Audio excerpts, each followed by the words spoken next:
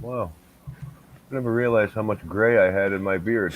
Oh, my goodness. Did I just see something? We're live, everybody. Welcome to the A to Z program. I'm Eric Zant. I'm your host. You're right here on Pop Culture Pros on the Pop Culture Pros Network. You are happen to be, you are happen to be. I also do English and phonics lessons for anybody that's interested in that. But you happen to be in the place to be. This is that like Austin Powers ish? Is that I can I say that?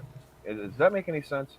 Listen, everybody, this is the place to be. This is the time to have it. You're in the A to Z program. You're going to have some fun. And as promised, we are doing the the the infamous steroid show. That's right.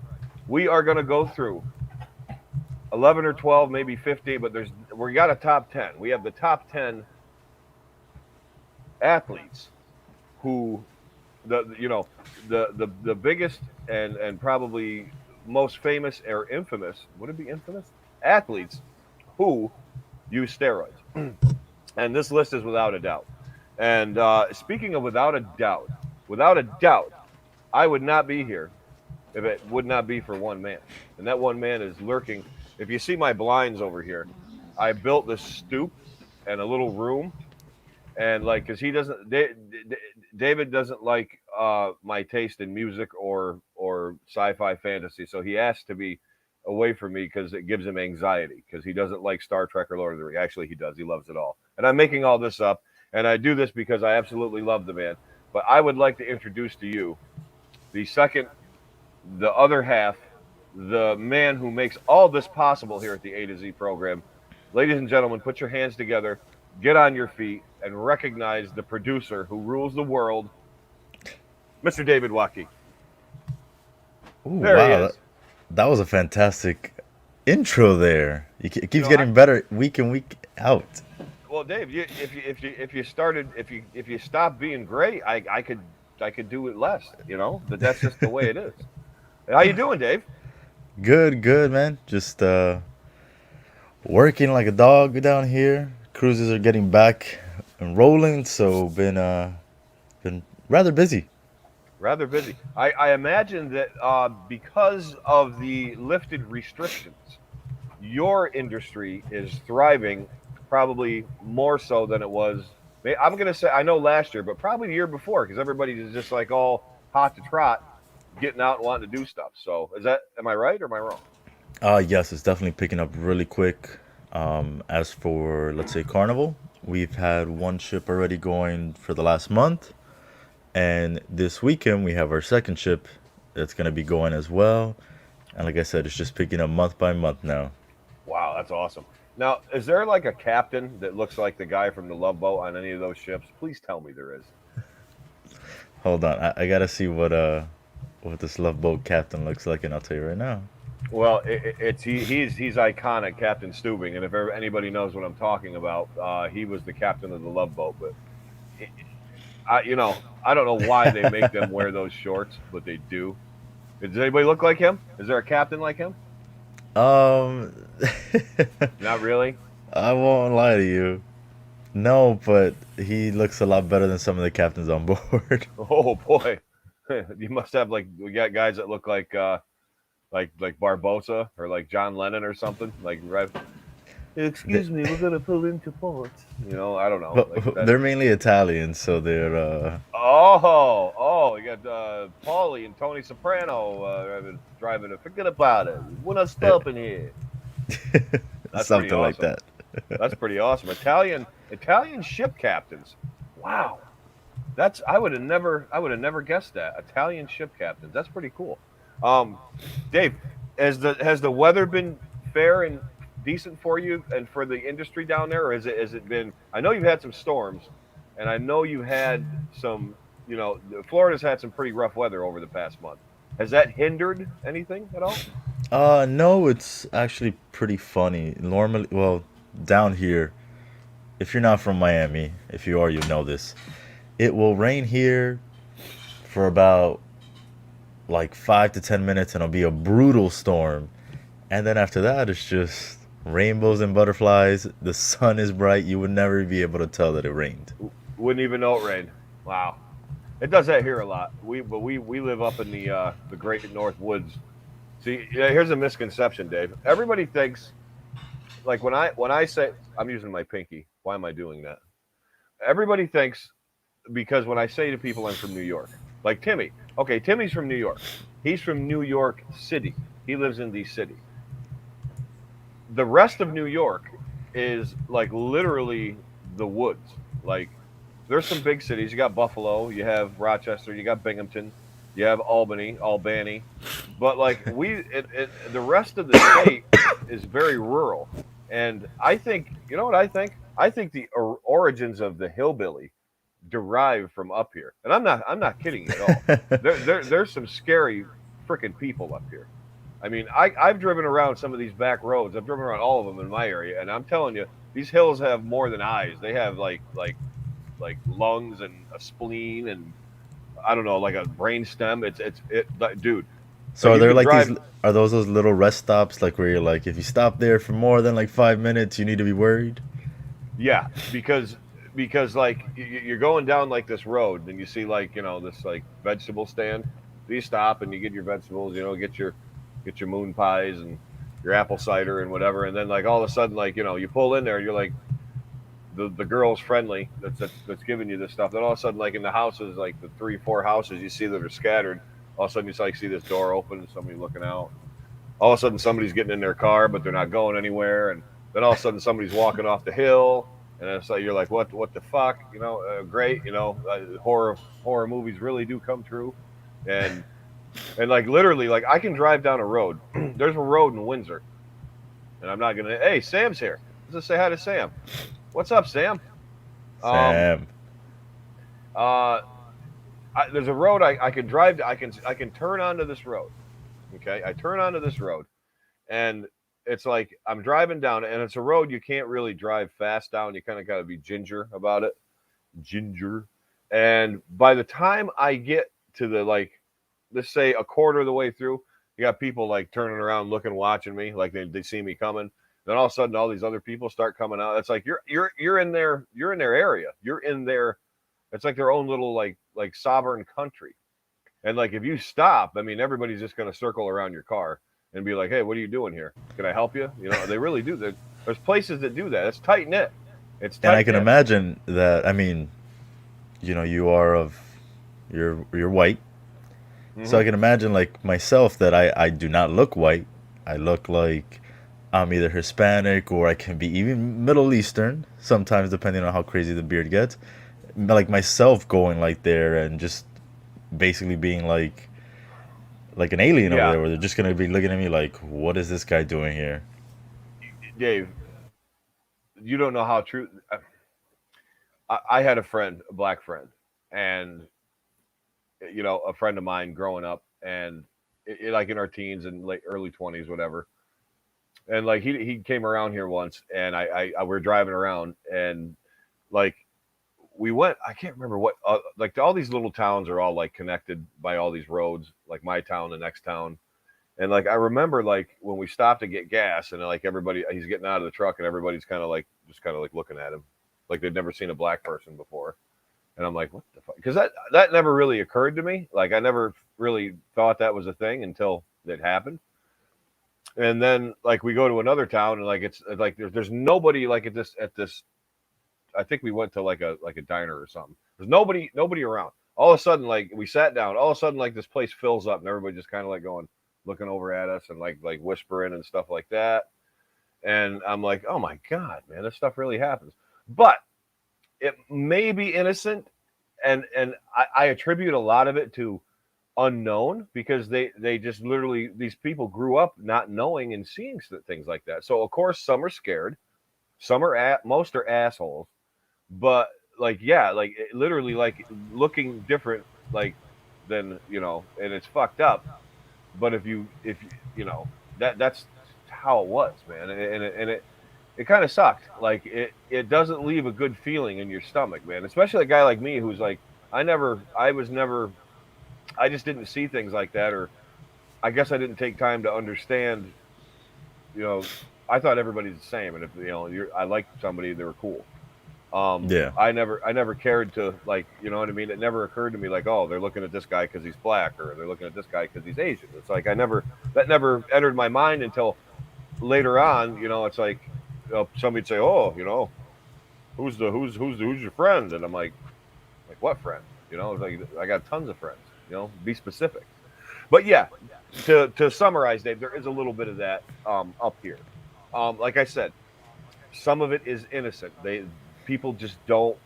They're never exposed to that, so they don't know how to react. And I imagine on the other end, like if you're a person of color or a different ethnicity, you know, even if you have a different accent, like English people, like I've seen English people get messed with up here, like you know what I mean, or um, you know, Italian people, like you know, it's just it's they're too.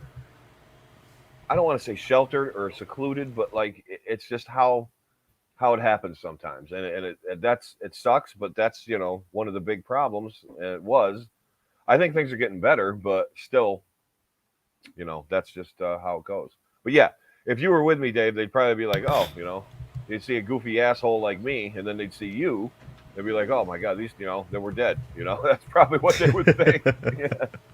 Wouldn't last And more than 5 minutes. well, yeah, no, no. But be honest with you, the people my friends and the people I hang out with are all. I mean, they're all. I have to say, they're all super 100% people. They're really great. And the people that I know and the majority, I have to be honest, are good up here. Everybody, and they're very welcoming and they're very inviting, and they're the type of people like you know how like you're in a store and like you know a guy doesn't hold the door for you, he just blows through you. Like these people will wait for you, hold the door, or like say hi to you if they don't know you. So it's kind of cool. It's a cool little thing you have going That's on up good. here. It is. But Dave, let's get to the root, the nub of the topic tonight. So, Dave, what do you know about performance enhancing drugs? How much do you know about it? Um, so I don't know too much of like the scientific of what these different types are. I know that recently that I've been going to the gym more, I've been kind of hearing it more, like Oh just yeah, hearing about like what is it like? I don't want to miss SARMs, and I think it's like trend things like that, things that I've never heard of. Normally, hmm it's just classified as HGH or anabolic steroids. That's hmm what my main focus was. Well, not focus, but like what I knew about it. yeah, But I've been hearing more about like the different types they are, how some could kind of really mess you up and hmm. like damage your organs if not taken properly Oh, or if you oh, take too 100%. much. So that's and then obviously the big impact it's made on sports and whether or not it's right or not right to have it in sports. Yeah. Now, do you think we'll touch on this a little more later, but do you think that steroids have been prevalent in organized sports longer than they people want to let on? Yeah, of course. Yeah. Absolutely. I think, it didn't just it became a big deal once, you started testing for it and looking for it. But before that, Mhm. we don't know what other people were taking. They weren't being tested for it. No. I mean, you know, they say they were developed what in the 20s and perfected or at least administered in the 30s, like to people. So I gotta say, I think they've been around longer.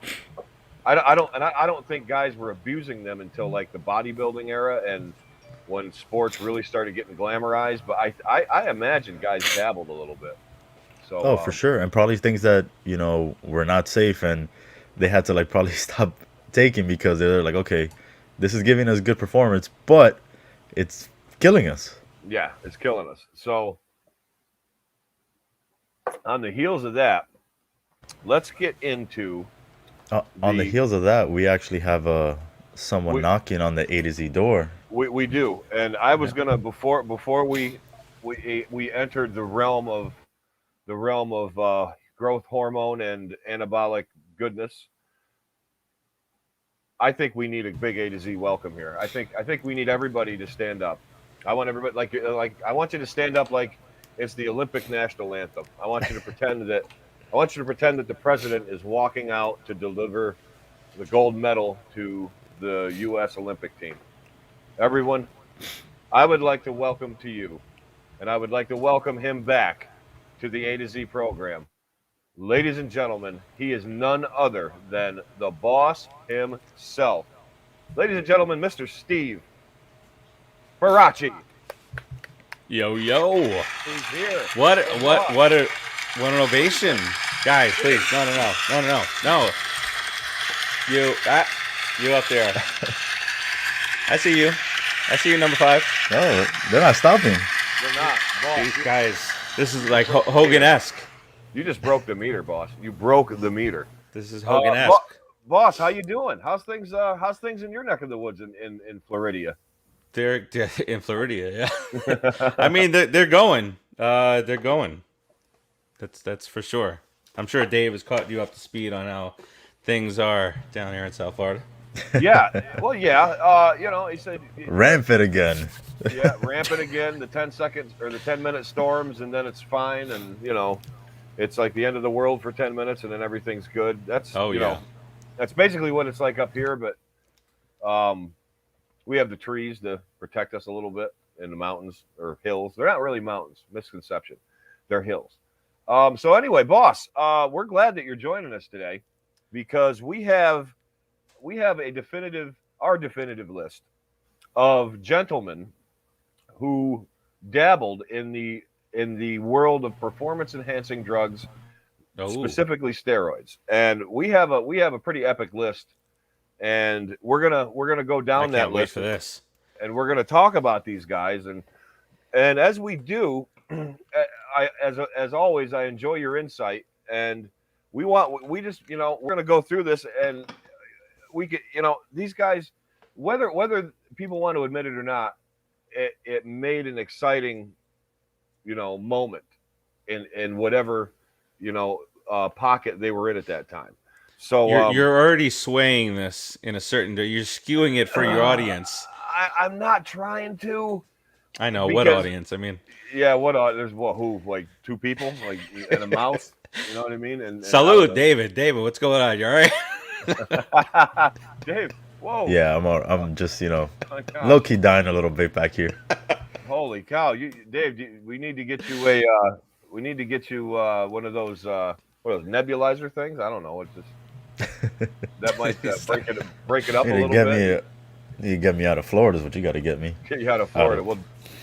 Well, if you come to New York, we got plenty of goldenrod, so you're not going to feel any better up here. But well, I don't know, because Dave, I wasn't ever this exposed to that, so I feel like my body would be like, okay, this is something new. Like, you're good. Yeah. Or something new that'll fuck you up worse than what you got down here. Yeah. It's like Bunker's dander. Like, when he's within like 20 feet of you, and he's like, your eyes start to water and your neck starts to itch, and you're like, oh god, I got the. It's like that guy from the kid from Charlie Brown. All the dander rub. Oh, the Pig Pen. What was his name? Pig Pen. That's exactly. Oh no, I'll have my brother Photoshop his face on him. Oh yes, gotta do it. It's happening now. It's happening now. And as soon as I do, boss, it's coming right to you, and you let the world in on that one. You let the world in on that one. So, Dave, we have 11, I believe. Yeah, so we have an honorable mention. We have an honorable mention, and why don't we get him over with, because we're going in order, right? Yes. So this guy, I'm not highlighting too much. We're going to give him an honorable mention because he's really the guy that broke it out. But he's also a guy whose allegations I don't believe a lot of them. I mean, some of them obviously came true, but this guy was just saying like everybody's using steroids, and it's like you look at guys like to me he's just mad he got caught and then decided to see who he could take down with him. Exactly, and everybody probably knows who we're talking about, and everybody knows this guy, and obviously we are talking about who, Dave? It's got to be Mr. Juice himself, Jose Canseco. I'm Jose Canseco. Now, if you were to have like a test group and show this guy, You would think he was like what? He like worked at a club and he was just like the bouncer. I mean, his arms have got to be 22 inches around right there. Yeah, you know what? I've seen him a few times, not lately, but he used to shop at Sawgrass Mall right in the area here, and No. we saw him a bunch of times. And this guy's huge, Yeah, massive. he's big too, right? Like he's tall. He's Like just like you he's a don't want no monster. part of this guy. No. I mean, what was that? What was that a few years, not a few years, probably 20 now. But didn't he and his brother get in a bunch of shit because they were in this Miami club and they started beating the shit out of Yeah. everybody? Yeah, Because he's a gas head too. I guess he got his brother on the gas too. I don't think Dave might have not been old enough to be in clubs yet. No, Absolutely not. no. The only club he was in was Magic the Gathering, probably like or something like that. But yeah, so good old Jose. Now, guys, you're more. I mean, I know baseball. I'm fairly knowledgeable, but you guys surpass me by eons, and you guys' analytical skills are for baseball are beyond mine. That's why I'm just the talk show host, and I have the experts on so I can grill them. People don't understand that. That's why I said that. So Make boss, sure everybody's understanding of that. make sure that everyone point. understands I'm an idiot, and then you guys when you guys. But boss, tell me about Canseco. Did he ever? Was he ever? Was he a poignant player? Did he make an impact? Was on his skills? Was he good? Was he Yeah. with or without? Was he good? Yeah, he was a very good hitter. I mean, he was never a little guy like when you remember McGuire was this like skinny little twerp, and Yeah. then he bulked all the way up. But Canseco was never that really tiny guy like McGuire was. But yeah, the guy could hit. He had speed, except for that one that one very famous play you've probably seen when he went back on the fly ball, went to go Yeah. catch it, hit him in the head, goes over the wall for a home run. He was never the best fielder, but yeah, he was a good hitter. So like he has an exclusive uh stat. He's in a 40 home run club and a 40 stolen base club. Is that right? He's in 40-40 club, 40 home Okay. runs, 40 stolen bases in the same year. In the same year. Now, Steve, you're a baseball guy, and I'm just going to ask you flat out: is that a remarkable feat? Yes, beyond It is. remarkable. Okay. Yep. Because like to be like that kind of power hitter, you're not exactly looked upon as like the Flash. Like you're not Right. expected that you're not expected that you're gonna steal all these bases and whack these home runs. Now, Exactly. Dave, do you think that the gas had more to do with his power hitting? Because the boss just said he was a big dude. Now, do you think that obviously it enhanced his power hitting, but Canseco was smacking shit back when I remember, he may have been on him then, but and you can see his, you can see like the graph go like this in his stats. But honestly, he's a good athlete, right, Dave? Yeah, absolutely. I mean, he was constantly hitting 40, 30, 40, 30. He had the one season with the 40 stolen bases, hitting over 100 RBI. So he did what he had to get these runs across. And then with him and McGuire on the A's, it was Bash Brothers. Baby. iconic. Yep. Bash Brothers. Now, you guys want to hear a fun fact? I actually got to see Canseco and McGuire both play the Yankees. They played the Yankees. I was going to say Mets because I went to a lot of Mets games too, but I got to see them both. I'm sorry to hear that. I'm sorry. I enjoyed those Mets games, and As well, you should. My love for RC Cola came from going to Met games. That's where it came from. But no, Shea Stadium has built a part of Eric Zan. It has, and it's kind of dear to me because I probably watched or went to in a 3-year period. I probably went to 20 games. That's really good. We were just talking about Shea Stadium the other day. How you sat on that upper deck and the whole thing shook when that stadium was packed. You felt everything about to collapse, and people would just cheer harder. And you So look, wait, you look straight down too. It's like you look. And it's Oh like yeah. super steep. Don't yes, super steep. limit your bathroom trips up there. Hmm. So do you guys That's prefer Shea Stadium over City Field now?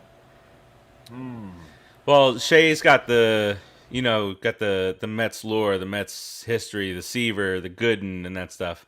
Uh, City Field had the 2015 World Series, and so that's there, but it hasn't caught up to Shea for me yet. Uh, I mean, at all. But it's a beautiful ballpark, fantastic food, but I agree with that. it's not I, there with Shea yet. I agree with that assessment 100%, boss.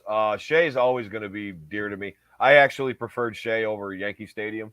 Um, I liked Yankee Stadium. I liked going to see the Yankee games. They were fun. Look at Dave's face, like. Wow.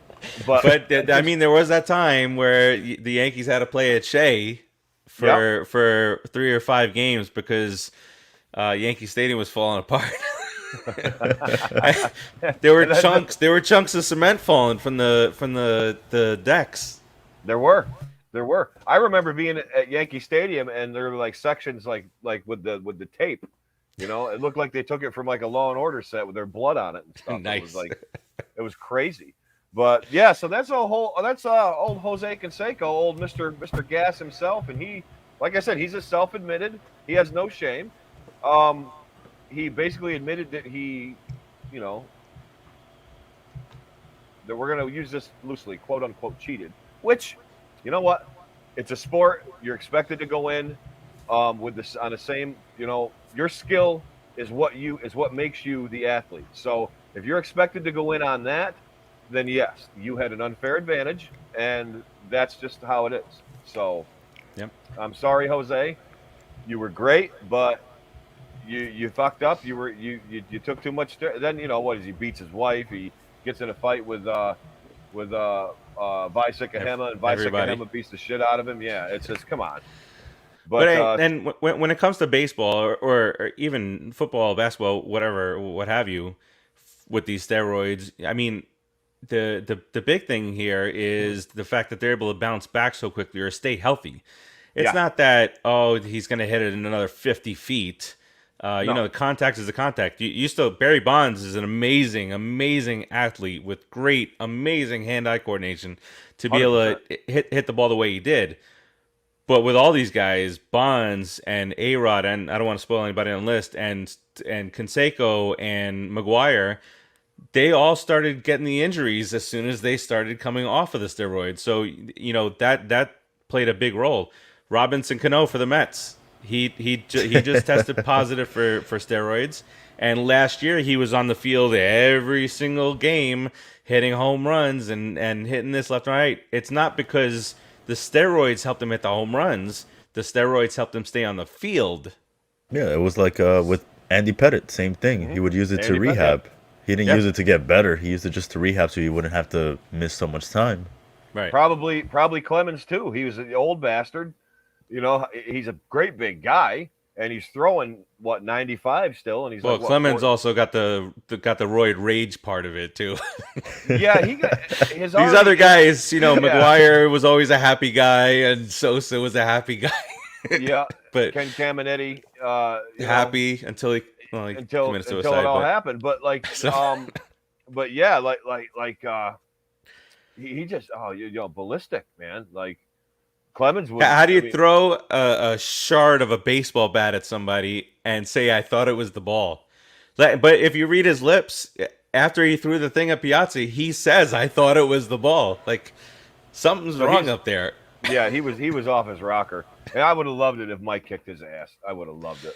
Everybody says, "Oh, Clemens would have smoked." Mike's tough.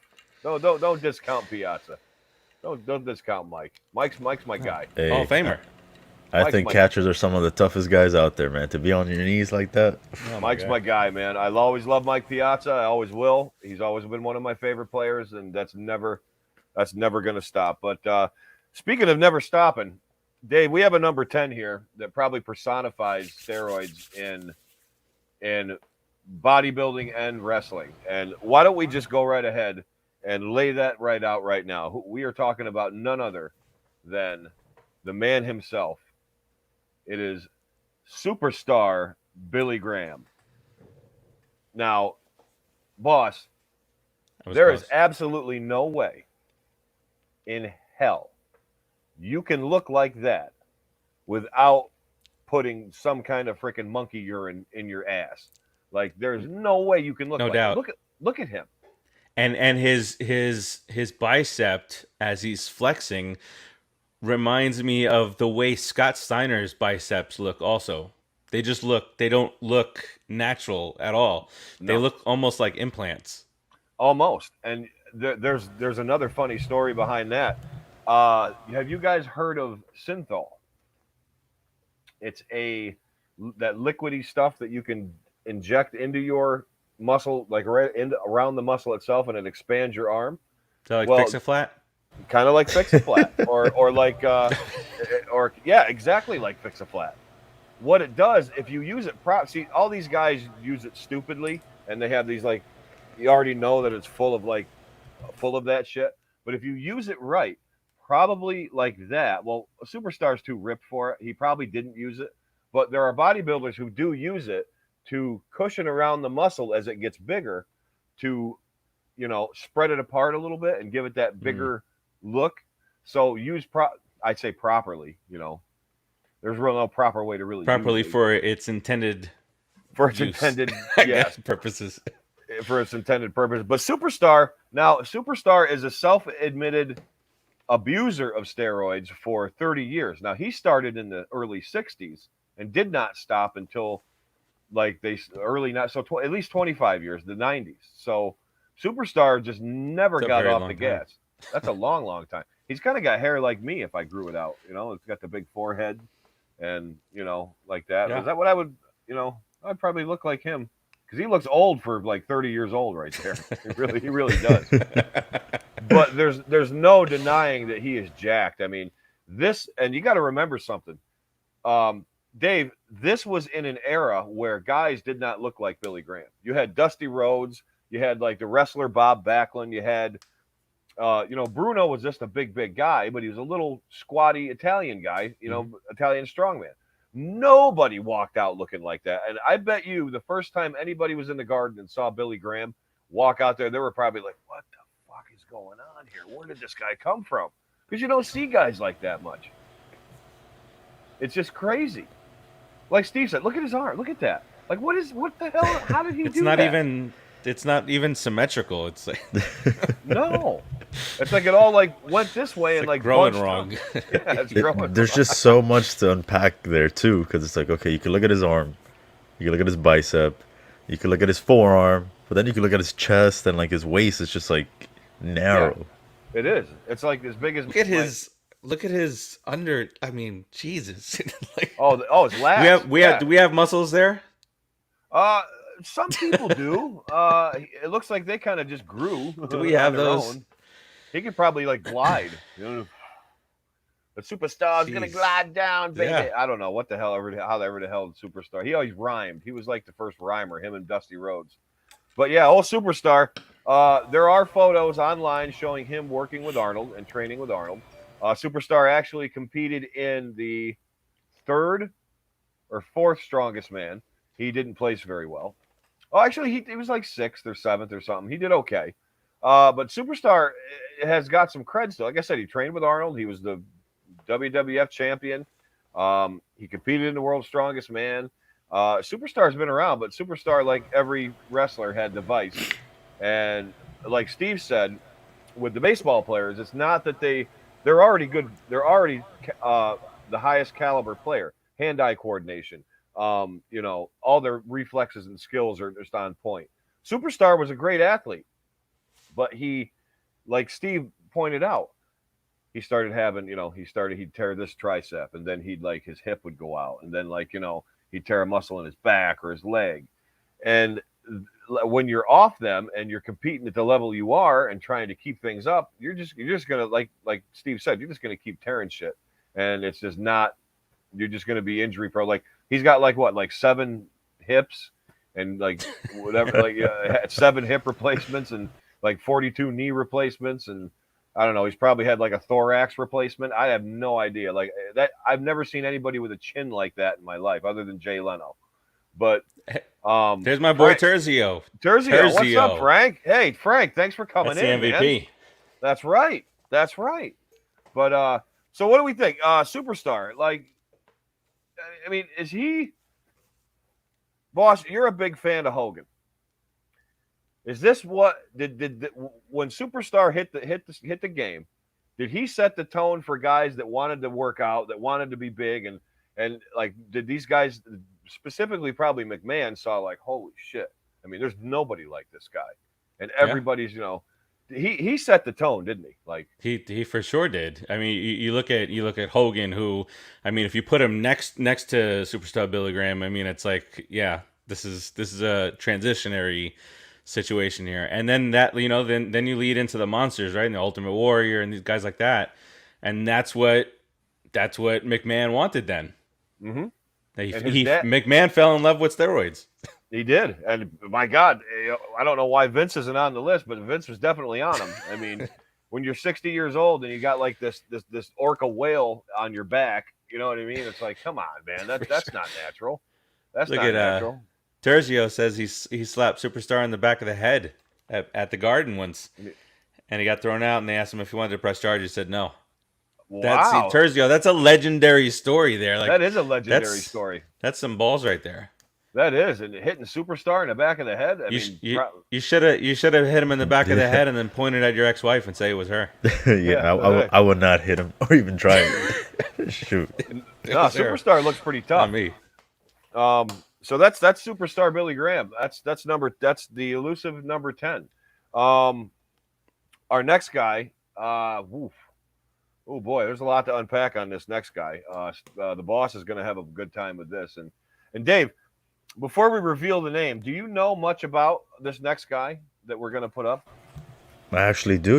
He's actually one of my favorite baseball players of all time. One of the greatest. Okay. Definitely on the Mount Rushmore of baseball players. Oh boy. Well, doesn't get enough credit. Doesn't get enough credit. Nope. Boy. He just gets a lot of backlash because people like to hate. Haters love to hate. And they love to hate this man. They do. But I tell you what, Dave, without further ado, why don't you drop that name? Drop it right here. Got it right now. I want to make sure I pull up the pull up the photo. The right photo. Jeez, that's the one. That's it. That's the guy. God. There's the man. Oh boy, and I never realized that A-Rod had arms like that. Like, because he looks like a normal guy in his baseball uniform. Because you heard his voice first? No. You heard his voice first and figured, that's not going to be a big guy at all. Because he's kind of like soft-spoken, right? Am I getting him mixed up with Jeter? Yeah, because he's doing it right now. Look at him in the picture. He's talking to himself right there. He is. He's in love with himself. We all do that. Come on now. We all look in the mirror and we're like, yeah, I see you. Yeah, Dave, this is what you do? This is what you're doing at home. Absolutely. You got to hype yourself up. Hype yourself up, and you just, Look at his face. He's hyping up nothing. Look at his face. He's like, I look in the mirror and it's empty. I am a shell of nothing. You want to know what's really funny about this picture? Remember when I used to have the mattress behind me? He's got one too, but he's looking in the mirror behind. Hey, Rod, did you steal my mattress? If you've never seen the documentary Screwball by Billy Corben, who's phenomenal, based out of down here in South Florida, in Miami, check it out. It's on Netflix. It's all about, mostly about one Alex Rodriguez. It's not mostly about him. They just talk about him because he's the most notable player. I've seen that. Real quick, he could have solved the entire problem, made it go away for $4,000. And his ego was so big that he was like, this guy's got nothing. And the guy had all this information on him and ratted him out. Got paid. Way to go.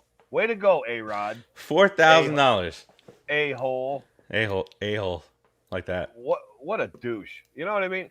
I want to ask you guys something, okay? You guys follow ball play. David, I'm sorry. I know you're Yankee A-Rod fan. I got to ask you something, both of you. You guys watch the progression of players sometimes from the minors right up, and you guys get a good idea who's going to be hot, who's going to be not, or like, this guy's something special. Did you see that in A-Rod? And do you think that he was groomed from the time he was a teenager till, basically his playing days ended? Like, was he catered to? And did he basically what I'm trying to say is, did he even lift a finger? Like if he said, I'm thirsty, somebody got him a drink. If he said he needed new socks, somebody came and got, does he know how to do anything for himself? Well, yeah, A-Rod was a highly touted prospect for Seattle when he was coming up through their ranks, and it just clicked right out of the box. And you know what? He was one of my favorite players outside of the Mets. Griffey was probably my favorite non-Met at during that time. But he parlayed that into a huge deal. He the first 6 years of his career, got to the playoffs. They beat the Yankees in that huge series in 95 or 96 or so. I can't remember. And which one. and then he parlays that into a huge contract offers between the Mets and the Rangers. Depending upon what you hear, what you listen to. The money, the contract were all the same, and then the Rangers offered him a use of a private jet. And although he was a lifelong Met fan, he went with the Rangers offer, and then he retires, and a few years later he tries to buy the Mets, and he fails there. Should have sold it to him. Thankfully. Biggest mistake the Mets No, what made. are you talking about? What do you mean? What are you talking about? What happened? They had split up. They split and up what 4 months happened? later. They split up. What would happen right now? There's huge battle. J-Lo and A-Rod in court. That would have over been the great Mets. for the Mets. That would have been great for the God, Mets. nightmare. Better than hiring a guy that we don't know if he's touching women inappropriately or not. Oh, Cuomo? He tried to buy that's the the other Mets. guy. That's the other guy. I'm telling you, I've been in the public eye my entire life. You fucking hear that? Oh, forget. I'm not getting on Cuomo right now. But see what I like from A-Rod, besides all, he actually, like what Steve was saying, he was highly a good prospect out of 100%. Out of high school. But at first, when he went down here to Columbus, and his coach didn't actually think he was gonna make it. He said that he should actually go play ping pong. So then he transferred. Why is that? He transferred out of Columbus and went to Westminster, I believe. Ooh. And then that's where he became a star shortstop and all this other stuff. So when he made it, he sent over the coach from Columbus a ping pong table and said thank you. Westminster has the dog show, right? That's what I thought. Yes. Now, unrelated, it's probably Tune in, see if there's going to be a dog on this list. Yeah, you never know. Is Affleck dating J-Lo again? Yes. I heard yes. that. So that's true. Yep. Oh my God, Jersey Girl all over again, or whatever the hell it was. They're going to call him Batlow. Geely. Batlow. Hey, look who just popped in. Look who just popped over there. Dave, put that comment up at the bottom. Timmy Zavala. And holy shit, it's the boss. That's right. The boss. Listen, the boss knows what show to. The boss knows exclusively which appear on. shows I have to save. He knows which show that he has to get people to come back onto. It's like, he's not a stupid man. He knows where he needs to come up. He's Vince McMahon. He comes when the ratings are low. He comes back on to boost them. That's just the truth. That's just the truth. Timmy, glad you're joining us. Frank, like I said, glad you're joining us too. Glad everybody's joining us. There's been people popping in back and forth. Was he with Madonna? Yeah, he was with Madonna, right? He was with Madonna. Yeah. He had that whole didn't he have an identity crisis? He thought he was British, like her, for a minute, and then he had all these fancy soaps, and he was eating fish and chips and all that. And stuff. always so jealous of Derek Jeter. Jealous of what? Why If was anything, he Jeter was jealous. That's jealous? a real thing, isn't it? That was a real If thing. anything, Jeter was a jealous one He took his because position. I mean, he couldn't play shortstop. A-Rod was the bigger player. A-Rod was the better shortstop. Let's be real. A-Rod was a better shortstop. Wait a And minute. what did he do? He went into his team and was like, you know what? I'll go play third base. You can go ahead and be your shortstop. Listen, I'm all about the Derek Jeter bashing. I have no problem with that. But I don't know Jeter was a hell of a player, man. You can't deny that. You cannot deny that. He was a good. hell He of a was player. he was He was a hell of a decent. player. Decent, yeah. I agree. Decent. A-Rod, Jeter was your like Tim Duncan. okay. Fair. Fair enough. What? Fair enough. No. What do you mean no? There's nothing alike. I knew Can you imagine Tim Duncan going out here and there and leaving gift baskets behind? Well, I meant as a player, not as an off the field playboy. Yeah, just think about that for a second. Imagine that story. ESPN breaking news: Tim Duncan leaves gift basket behind. Well, Tim.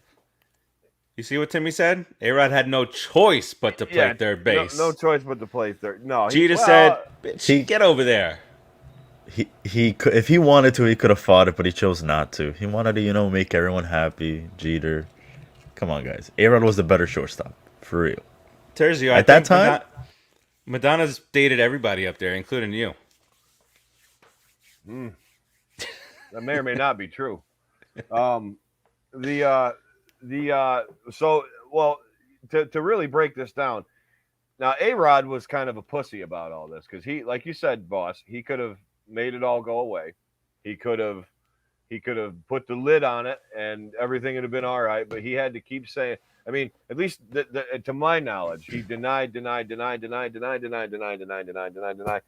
Get caught, still deny. Test positive, still deny. And then finally, now I don't know this, and I'm asking, did he ever finally say, yeah, okay, I took a little bit and whatever? Like, has that ever come out? Yeah, he did. He did. I think it was the first time that he got caught. But no, it was the second time, right? Didn't he lie about it the first time and then second time? He did lie about Well, when he had the press conference, that he admitted it. Was it reversed? Timmy, let us know. Yeah, did he? I think it was the first time he admitted it when they first caught him, and then the second time when the screwball thing happened, I don't think he admitted it then. Oh my God, the screwball thing! Watch Screwball. Netflix. Screwball's good. Screwball. Watch it, really and they use little kids to be the actors. And I was watching. I was at home doing a pre-screening for it. I was watching, and I put my head down, writing a note or whatever, and I hear a name, and it's somebody who I have met, has worked in a company that I have worked for before, and Really? that person was actually once the head of Major League Baseball security, and he got put in charge of all this. And it's amazing, like the duffel bags, like things that you hear, watch in a crime movie or Sopranos or whatnot. No duffel bags shit. full of money and all that stuff. No shit. That's crazy. Timmy, see that? Everybody dated Madonna. Yeah. Guilty. So anyway, that's old A-Rod. A-Rod's very infamous, as like I said, he's A-Rod. But we have another infamous or famous ball player next, Dave. This guy kind of went from buggy whip arms to like Goldbergish. Am I correct? Am I okay in saying that? Because Goldbergish. I've never seen, like, in a short span, anybody get that jacked. I mean, then all of a sudden he's on like deodorant commercial. And he's like, "Oh, try right guard." He's got this thing up here, and his arms like, looks like a bowling ball. And I'm talking, of course, Dave, about your favorite Yankee and Athletic and mine. Which he's not, and he's probably not yours either. Jason Giambi. Now, epic mustache I get the aside, porn mustache. Yep. Yeah, very well done. That looks awful. I mean, why the hell did he do that? It's probably lost a bet, but dude, the caterpillar. This guy was the poster boy for HGH for a few years. I mean, come on. I mean, like Corny said, he had buggy whip arms. What the fuck? He was 6'3" and 140 pounds. The next thing you know, he's like what, like 235, and he's got like forearms that could like crush like walnuts. Yeah, his transition from the A's to the Yankees was night and day. I could not believe it. I could not And believe again, it. And he was a good ball player. He he was a good was, ball wasn't player he? in Oakland. They actually, I mean, that's part of Moneyball. He left Oakland to go to the Yankees, and it was the whole thing about the Athletics not being able to compete with the likes of the Yankees and the Red Sox and all these upper echelon spending teams. And Wow. then he went and bulked up. Well, you know what they say, Steve. At least around these parts, when in doubt, use steroids. So, I mean, I don't know. You imagine like a guy like me, like a grocery store guy, like thinking about his career. He's like going, if I could only reach the top shelf and grab that can and move it forward. You know what? I think I'm going to use steroids to get the next thing. This old man, like 56, comes in. He's like all Popeye looking. Whatever. That's stupid. Yeah. So, uh, Jason Giambi, though, you guys are right. He was a hell of a ball player. He could field and he could hit. And now I don't remember quite correct distinctly, but could he run too? Was he pretty No. good base runner? No, he No. sucked. Okay, I thought so. No, I mean, he just wasn't. He wasn't a speed demon. Wasn't a speed demon, but contact wise, hand to eye, I've been told he was very very good at reading the pitches and stuff. Is that true? He was. I mean, he was able to drop the bat on the ball, and I mean, in Yankee Stadium, I mean, any left-hander loves to play at Yankee Stadium, old or Okay. new. So I mean, he was a solid baseball player because he did it in Oakland, and he did it Okay. before. Well, what we think is before most of the steroids, and surely not the same size he was here. No, because like you don't go from like having like 15-inch biceps to 20-inch. That doesn't happen when you move from California to New York. There's not that much difference in the air. The hot dogs are way better in New York and all that I know, but this guy just like and like his neck, like he had like a pencil neck. Like he was like a pencil neck geek, Yeah. and now he has none. Like there's nothing there.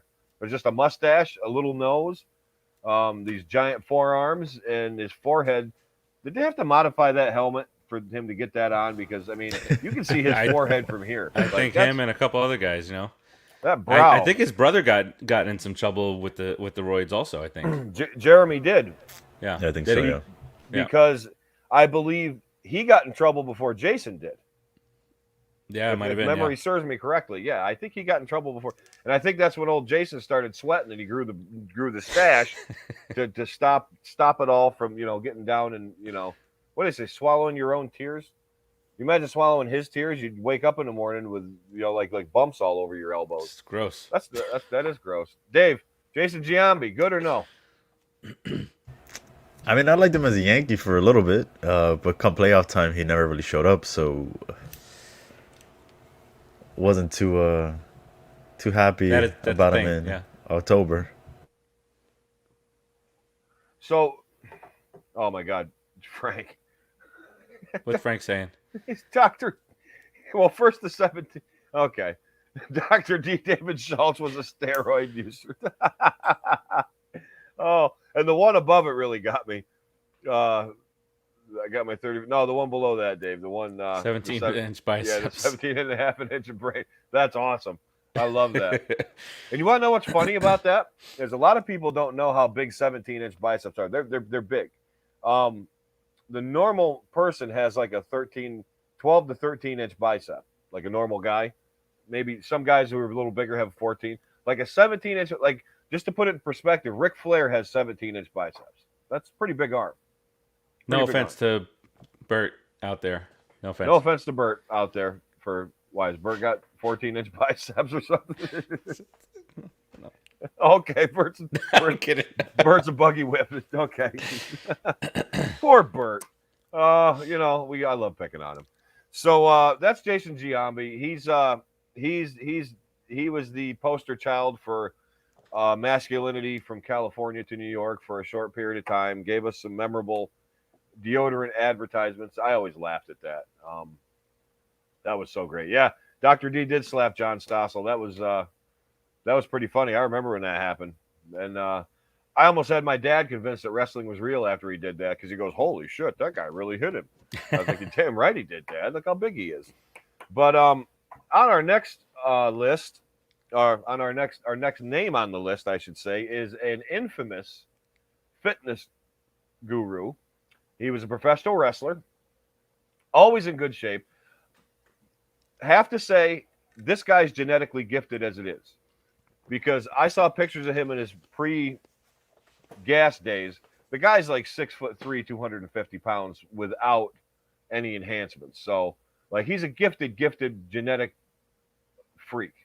But add a little bit of Diana Ball to that, and you have Dave who And cocaine. and cocaine and pills. Oh. The total package, Lex Luger. Now, Dave, He was really trying to build that total package. I was Steroids, cocaine, pills, pills, vodka, you know. mouthwash. No big deal, huh? No big deal. Lex did the rainbow of substances. It's okay. And Is that true? Lex, here, listen. Wait. Terzio just said something in there that Joey Morello was Gorilla Monsoon's son. He was. Joey Morello. I had no idea. I didn't know that. Gorilla Monsoon, and he died in a And he car died. Yeah. It was a car accident. I remember that like I was a little kid and I heard it on the news. I'm like, okay. Steve, it wasn't far from you. It was North Jersey, right across the bay. I had no idea that was his son. That was his son, Joey Morello. No clue. Refereed Yes, the greatest match Timmy. of WrestleMania, right? The Total Murderer. Well, we're going to get into that, Tim. But first, Dave, you did very, very well in representing Luger here because this is Luger 89-90 WCW at his biggest. This man is an absolute monster. He's about 6'4". Right here, he's probably about 85 pounds. I mean, he was just a freak. But he was a gifted boss. He had the genetics to look like that as a lot of these guys do. Because he wasn't, like, think about it. He wasn't overly huge. He was proportionate. He didn't look like he was, I mean, he obviously looked like he took care of himself. But he looked like he should look like that. Do you understand what I mean? Like, he doesn't look out of place. Everything grew proportionately. Yeah, even his wrists, his forearms, his neck.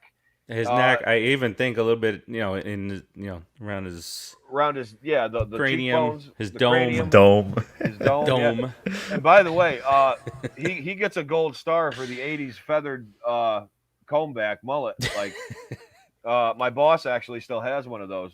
I'm not kidding.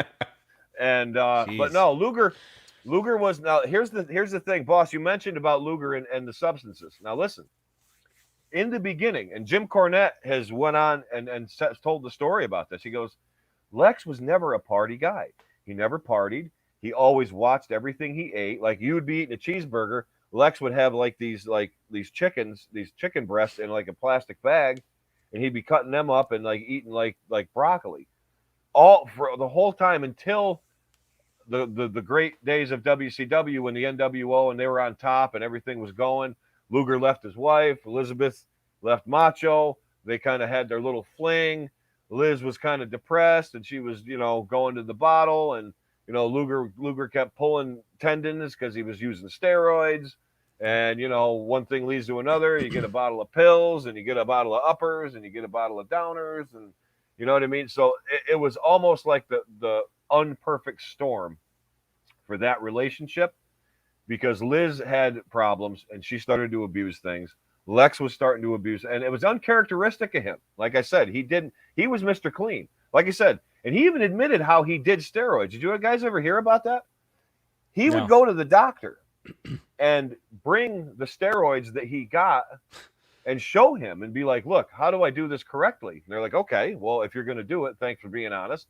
Here's what we're going to do. And he did it correctly. Like, they monitored him. He monitored his blood work. They monitored his levels. And so, I mean, I guess if you're going to do it like that. I don't know.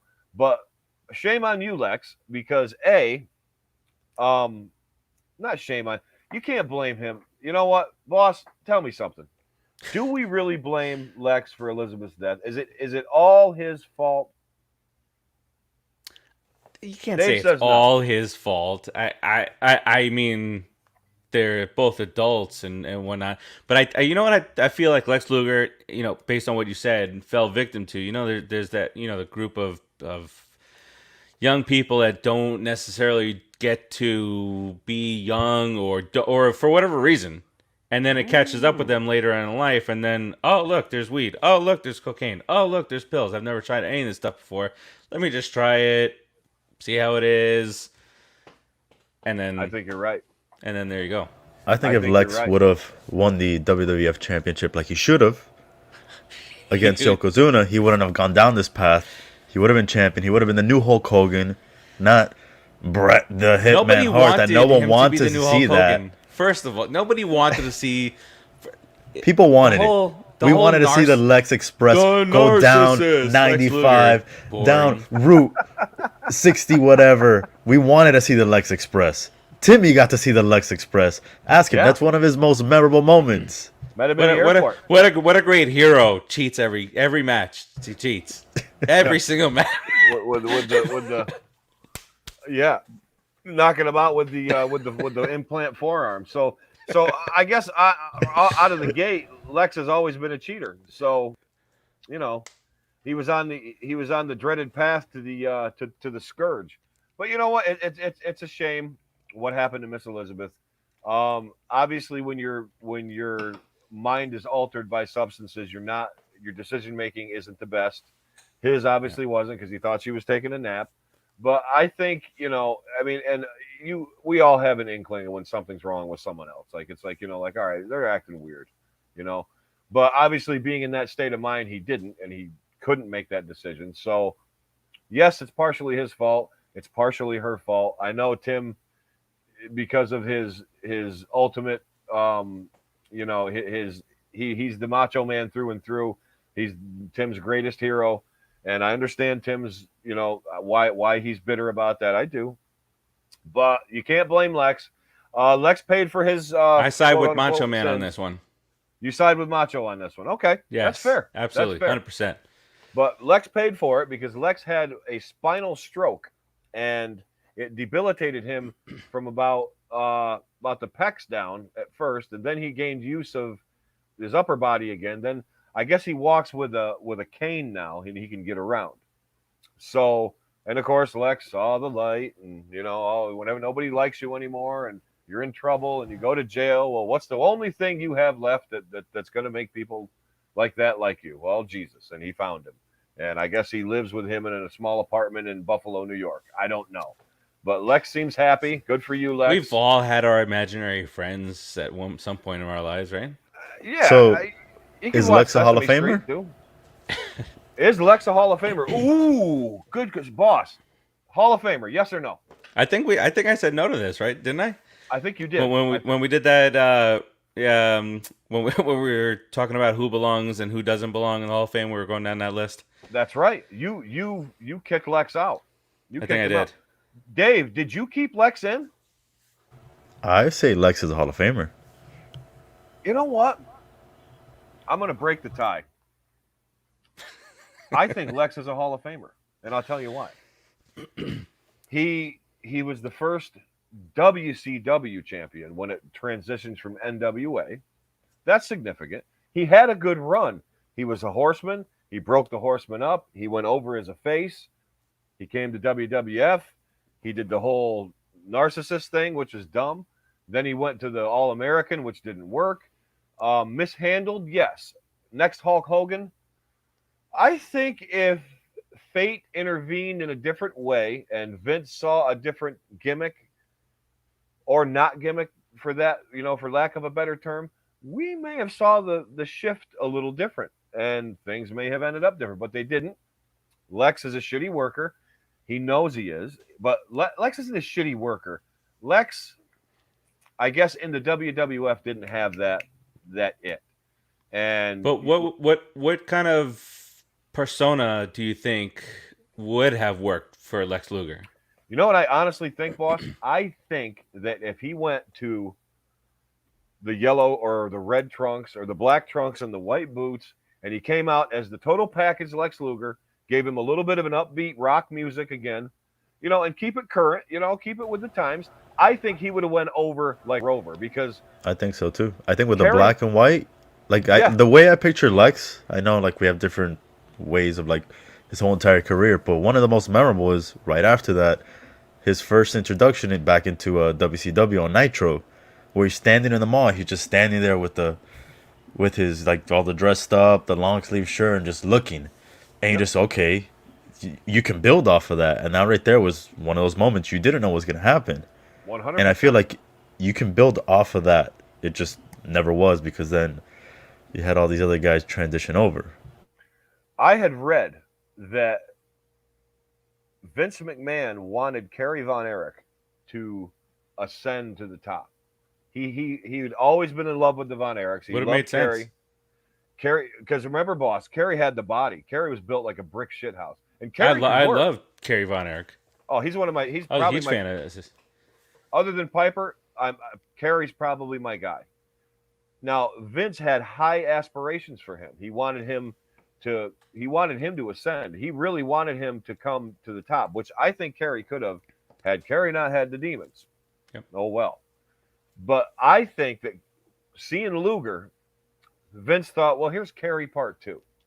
Maybe I can take Lex and turn him into something. Because everybody, like you said, boss, Vince likes guys all bulked up. He likes muscle guys. Vince has a fetish for muscled men. So perhaps in his disappointment in the Ultimate Warrior and Kerry Von Erich, perhaps he saw Lex Luger and said, well, this is third best. Maybe we'll give it a try. And I've actually read and heard different guys say, that there might have been truth to that. Dave, could you see that too? Boss thinks he could see it. Could you see it? Yeah, I could. Yeah.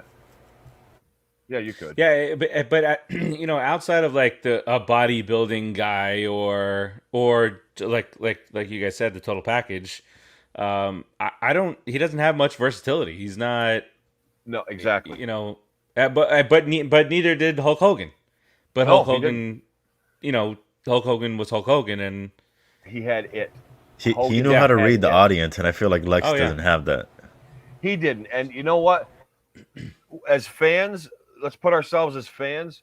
We know what we like and we know what we were expecting to see. Like when Hogan comes out, we're awestruck. And we want Hogan just to march in there and take over and kick somebody's ass. And we know he's going to save the day. When Steve Austin comes out, we know that shit's going to hit the fan. We know he ain't taking shit from anybody, and doesn't matter what's the outcome. It's like reading Wolverine in the comics. He's always gonna kick ass enough to get through it and win. Lex, you kind of watched him walk out. You're like, okay, this guy's good looking guy, big built guy, probably could wrestle a little bit, looks good in the ring. Then you start watching him, and he's like, because you got to feed off the crowd a little bit, and yeah. he lost that contact. Like he didn't really. It's almost like he was in his own world. Did you ever hear the Owen Hart story where Owen would fuck with him in the ring when you were calling spots? He'd call something No. like, he'd go, flying schoolboy, and Lex would be like, what? And he'd throw him off the ropes. Yeah, right. Lex wouldn't know what to do, and Owen would just like drop down, and Lex would just kind of walk up to him and stumble, and then Owen would kick him or something. Dude, it was so great. That's what Owen would do. But that's another thing too. I mean, Luger's finishing move was not exciting. If there's going to be a submission move, I prefer the mat move, the figure four, the Boston Crab, the sharpshooter, that kind of thing. That was never an exciting ending to me. It never had like an impact or I don't know. There was just a few things that didn't do it for me with Luger. It doesn't mean that he's not a Hall of Famer. It just means that it didn't do like. Lex Luger headlining something would not have made me get excited to want to buy tickets. No, I do agree with that. Probably the most exciting thing about the torture rack was the fact that he could lift some of these guys up. Right. That's probably about it. It's like if you can get Yoko up there or an Earthquake and even the Giant Gonzalez because of how long he is, then okay. But it's you know what I'm talking about, the impact, and that something that can happen in the blink of an eye and have an impact. Yep. A stunner, or obviously The those are leg, big the ones, leg but drop, the big leg drop. the I leg mean, drop, that, the patented kick out, the three hits to the face, Irish whip, big boot, drop the leg, game over, go home. and no matter how many times we saw that, it was great every single time. Yeah, even Great against every Sergeant single time. Slaughter. Even against Sergeant Slaughter. Well, speaking of Sergeant Slaughter, Dave. Oh, what do you think about this? Oh, wait a minute. Wait a minute. We have a sleeper question here. Would you say Ricky the Dragon Steamboat also used steroids? I would say, Frank, 110% yes. 110% yes. And for Steamboat was guys, sorry, but for no. guys Go like ahead. No. him, they're using it for a different reason. These Yep. guys, Luger and these guys, want to bulk up to, just freakishly giant people. Hmm. Guys like Steamboat with all these high flying maneuvers and whatnot, things that they have to go 150, 175% all the time, run against the ropes, back body drop, this and that, Yeah. roll ups, top rope, chops to the head, all this stuff that they're doing high flying.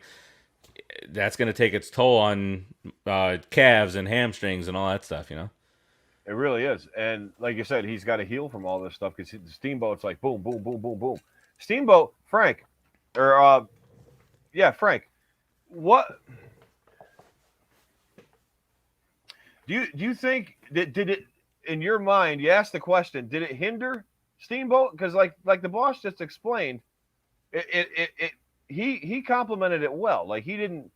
It wasn't like he was like he said a big muscle jacked up dude. It didn't slow him up and it didn't drop him down. He kind of like Steamboat, like you said, he can finesse with his moves and stuff. It kind of helped that. Dave, do you agree with that? Did Steamboat do okay? Because he was a precursor to the guys that wrestle now, don't you think? No, I don't think it hinders him at all, though. I feel like, if anything, he used it to his advantage. Like, just like how Yeah, everyone, I feel like in baseball, like had to used it, like they use it to their advantage. If someone's using it, why are you not gonna use it? exactly. Back in the '80s and the early '90s in wrestling, and it was running rampant there. I I felt like everybody used it then. Yeah, For whatever reason, everybody tried it. Yeah, I don't care. I don't care who you were. Somebody tried it, but in baseball, it was towards the later '90s, early 2000s, and you know we started finding out more and more things about it. What it could do? Is it illegal? And it's all because a reporter was in a locker room. And if not for yep. that, we would never have known. We would But never some of the know. greatest moments in the history of baseball came out of it also. So I mean, you got to think about it. But That's true. as far as money is concerned, if one player is doing it over another, you can call him stupid, you can call him smart, but he didn't. The other guy didn't want to go that route. No, he wanted to keep his. He wanted to truly test his skill and you Make know less money. make less money and not have as big an impact. But we're down to number 6, right? Is that where we're at, number 6? Now, Número Yes, sir. seis. numero 6. Now bring him up, Dave. I'm gonna Jay Cutler. J- this Jay Which Cutler, one? right? Uh, well, we could talk about this Jay Cutler, but I was thinking the If we're bodybuilder gonna talk Jay about Cutler. him, then I'm gonna need a cigarette. Yeah, or two. I um, got you right now. Hold on. yeah, he's got him. Jay Cutler. Now he. Oh, ouch. How do you Now put that your hurt. arms to the side? I don't think you do, boss. How do you drive I without don't know like if it's scratch like anything. you go like this and you're sitting down in your car and you open up the door and you just like start popping out. I have one question though. Where's his penis? Well, that's Look, another look at you see his legs and like his abs and whatever these things are next to his abs, and then it's like he's got this thong on, and it's like okay, he's a great big giant guy. Forehead's abnormally large, yes. What are those things on the back of his neck though? Like are they pumpkins? What the fuck is going on here, Dave? Dave, he's how tall are you, Dave? 5'11". 5'11". So he's shorter than you, boss. You're about 5'10". I'm 5'11". 5'11". So we're all taller than him. Cutler, I think, is about 5'7", 5'8". So he's a squatty, big dude. But I've almost never seen arms and shoulders and trapezius muscles that big in my goddamn life. I mean, how do Since I you showed get you the that picture big? of Frank Terzio's ex-wife. Well, yeah, but her mustache was bigger. Um, guys, and you know what? I don't have There it to is. even there. Oh my, yeah, that's it. Wow, Frank. At least you got good. I mean, she's pretty if that's what she looks like. But guys, I don't even need. We don't even need to question this. You don't No. get that big. I mean, yeah, these guys eat astronomical calories. They work out 4 times a day, but there is no goddamn way in holy fucking hell you Look can at get like his that. legs look like tree trunks. You I can definitely literally don't look have at some of those every. muscles. I don't have those. Boss, what are these like muscles in between the leg muscles? Are they? How do they get there? That's ridiculous. In betwixt. That's almost. It's almost like a potion or something. I don't know. Like he's just. That doesn't even look. It looks like. You know what it looks like? You ever go into like the butcher shop and you see like the long pieces of the sausage that are hanging there? Like Yes. it looks like Polish sausage inside of his leg. Way to Oh, go, Cutler. sausage. The old Ooh, sausage. sausage. So let's count the abs. I see one, two, That's three, where he four, hides his. five That's where he hides his penis in his leg. It's just in there. his leg. There it is. It's all wrapped up around there. So he has like a 9.5 pack if you count his abdominal muscles. That's kind of weird. Like I thought a 6 pack was a 6 pack. I don't know why you would need that Well, many. no, you got to count. He's got the 2 on the sides on each side also. Oh Christ! So now we're up at 11.5. Might as well Something make like it that. Yeah. 13, boss, with those little things that are sticking at the bottom, like on Yeah, the side something. at the bottom. Yeah. How the fuck do you develop muscles like that? What No. exercise in the world makes those pop out? Jay Cutler, if you're watching, email me and tell me because I have no idea. I've actually corresponded with There's Jay. such He's a a nice guy. stark contrast between the Jay Cutlers. Yeah. Yeah, you know, What what a difference. yeah, that's like alternate universe Jay Cutler and like Family Guy Jay Cutler. I don't know. Like Jeez. but Jay Cutler's a freak.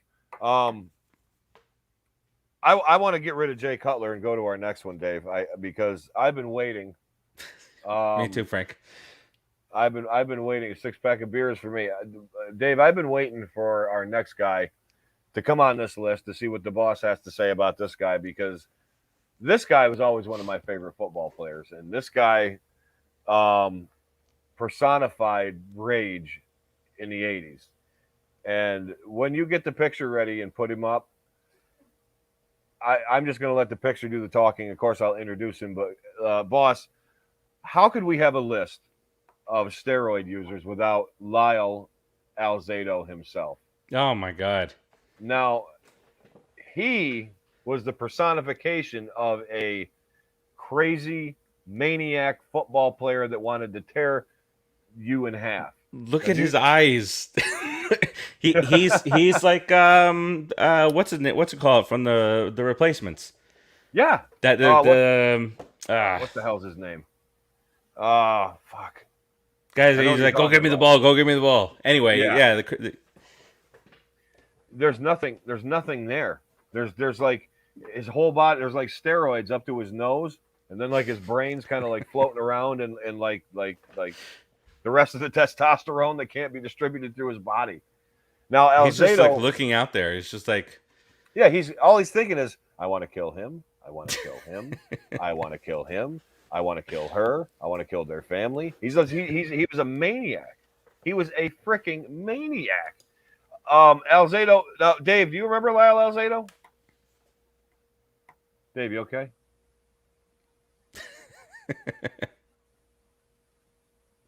Oh, he's okay. Dave's all right. I think I asked Dave this Okay. already if you remembered Lyle Alzado, but he was friends with Mark Gastineau from the Jets, who was another may or may not steroid guy. He's a big dude though. Gastineau was a big guy, and he was I believe what was Gastineau, defensive end. yeah, he was a defensive lineman. But defensive lineman. but but again, I mean, there are the guys that start. They're all stages, right? All the guys that start off real tiny Hmm. and just balloon up, and then there's the guys who are already big that want to get some agility going, or they're not quick enough, or the offensive lineman's beating me by a half a step. I got Half to a get step. quicker, so I got to get the juices flowing, get back in there, and so all kinds of different reasons for it. And Lyle would explode off that line. I mean, there was just it was almost like you could hear it when he went out of it. Like Howie Long used to say, I can't direct quote him verbatim, but he would say like he was almost scared to be like in the huddle with him, like because he was just that he was so into winning the game and into he just every play was just it was the last play in the world, and he wanted to hurt everybody and just win. Now Yep. I can admire that tenacity and that spirit, but at the same time, I mean, can you imagine being that intense and then sticking a needle in your ass every night and making making your forehead grow and your jaw like No, it's this guys like guy? that. It's like 100% of the time they live with adrenaline up to 100. Yeah, That's to me that's what it is. and you know Especially what? Clemens. You brought up a good point, boss, because other than the physical side effects of this, nobody really, I mean, they do, but you at first you think of the physical side effects and the drop down, but a lot of times they go behind the mental side effects of that because you're altering levels in your body of not Yep. just the endocrine system, but your mental, whatever they are too. And these guys get fucking depressed. They Yep. get suicidal. Yeah, They you're go not. ballistic. If the concussion and stuff like that too also play into it. There you go, Dave. I mean, combine that with this damage they're doing, and all of that. I mean, poor Lyle. He was just on. I mean, you wonder if getting sick was a blessing for this guy because he would have been another Billy Graham, like a cyborg or whatever Billy Graham is now. You know, whatever he does, and the guy's still alive. Superstar's still alive. But Still R.I.P. kicking it. Lyle. Well, we miss you. We miss the fun that you brought to the gridiron. They were fun times watching him play, especially when you were a kid. Like Steve and I were in that. Well, I mean, I was probably like I was in my 50s when he played. Let's But see. anyway, um, Later Terzio. Frank, you out? Frank, thanks for coming on, buddy.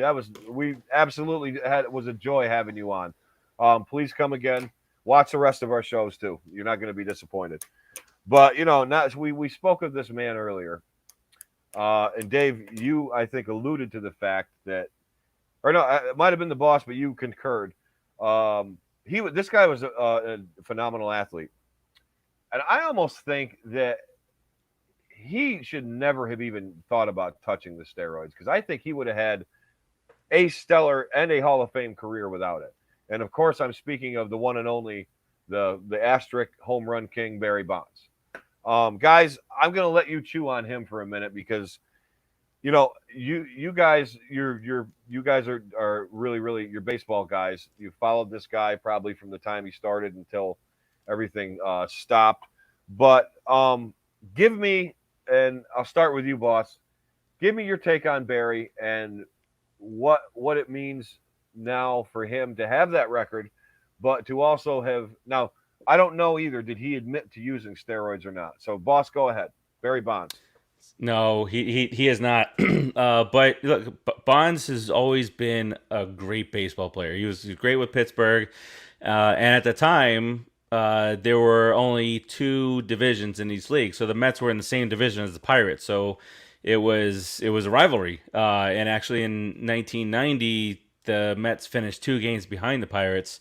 In the season that went down to like the final weekend of the season, Wow. and it was him and Bobby Bonilla. It was Bonilla. Bonilla and Bonds, and the difference is that Barry Bonds came up as a leadoff hitter. And a leadoff hitter is that slap hitting guy, gets on base, can steal your bases, high on base percentage, and then he evolved, which is okay. I mean that could happen, but he went on this ridiculous stretch of never getting injured and just that what year was it? 2003, where he just went off and hit 74 home runs.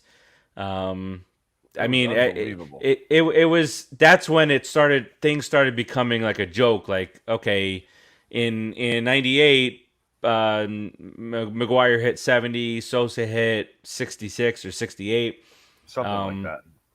and then Bonds comes in and he blasts that record, and it's like this record that's been alive since 1961.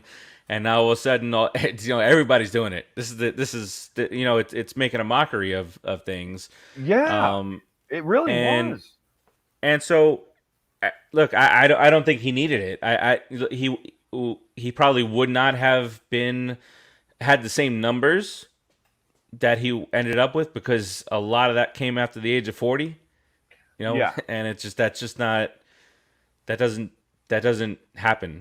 When you get after 40, you're not hitting all these home runs. And I'll be honest with you, when they talk about the home run champion, the first thing that comes to my mind is Hank Aaron. It's not 100%. Bonds. 100%. I agree with that assessment. Dave, what are your feelings on Barry Bonds? Are you along the lines of the boss, or do you have a different take on him? Wow. I mean, he's the home run champion. I mean, it's there. To me, it doesn't matter if he did it or not. Everyone was doing it. Do I think he needed it? No. However, I don't think Hank Aaron was doing it. No. can we prove it? No. We can't. Okay, then. But technically, Bonds hasn't been proved to taking steroids either. Show me a Pittsburgh Pirates picture next to his San Francisco Giants picture, and then show me again today, please. Hank Aaron. Show you when he was coaching the Marlins that he looked like skinnier than myself. Who, by the way, do you remember? What was that? What was the old owner for the Marlins that always used to go on Levitard? Jeffrey Loria. Oh, Was it David Sampson? David Sampson. Did you hear? I don't know if it was recent or if it just came back up again, but he said that Barry Bonds was the worst hire he ever made. Ever. Oh my Wow, God. over Ozzy? Well, he said he didn't do anything. I guess more or less. I mean, I thought at the time it was just for a name. The Marlins are reaching and. Man, but David Sampson is a what head a case. snake. Yeah, he's God, him and Laura were the I even know worst. about him. That's bad. But Bonds,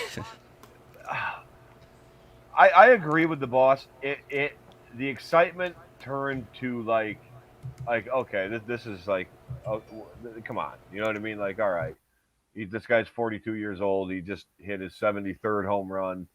And it's all right, and all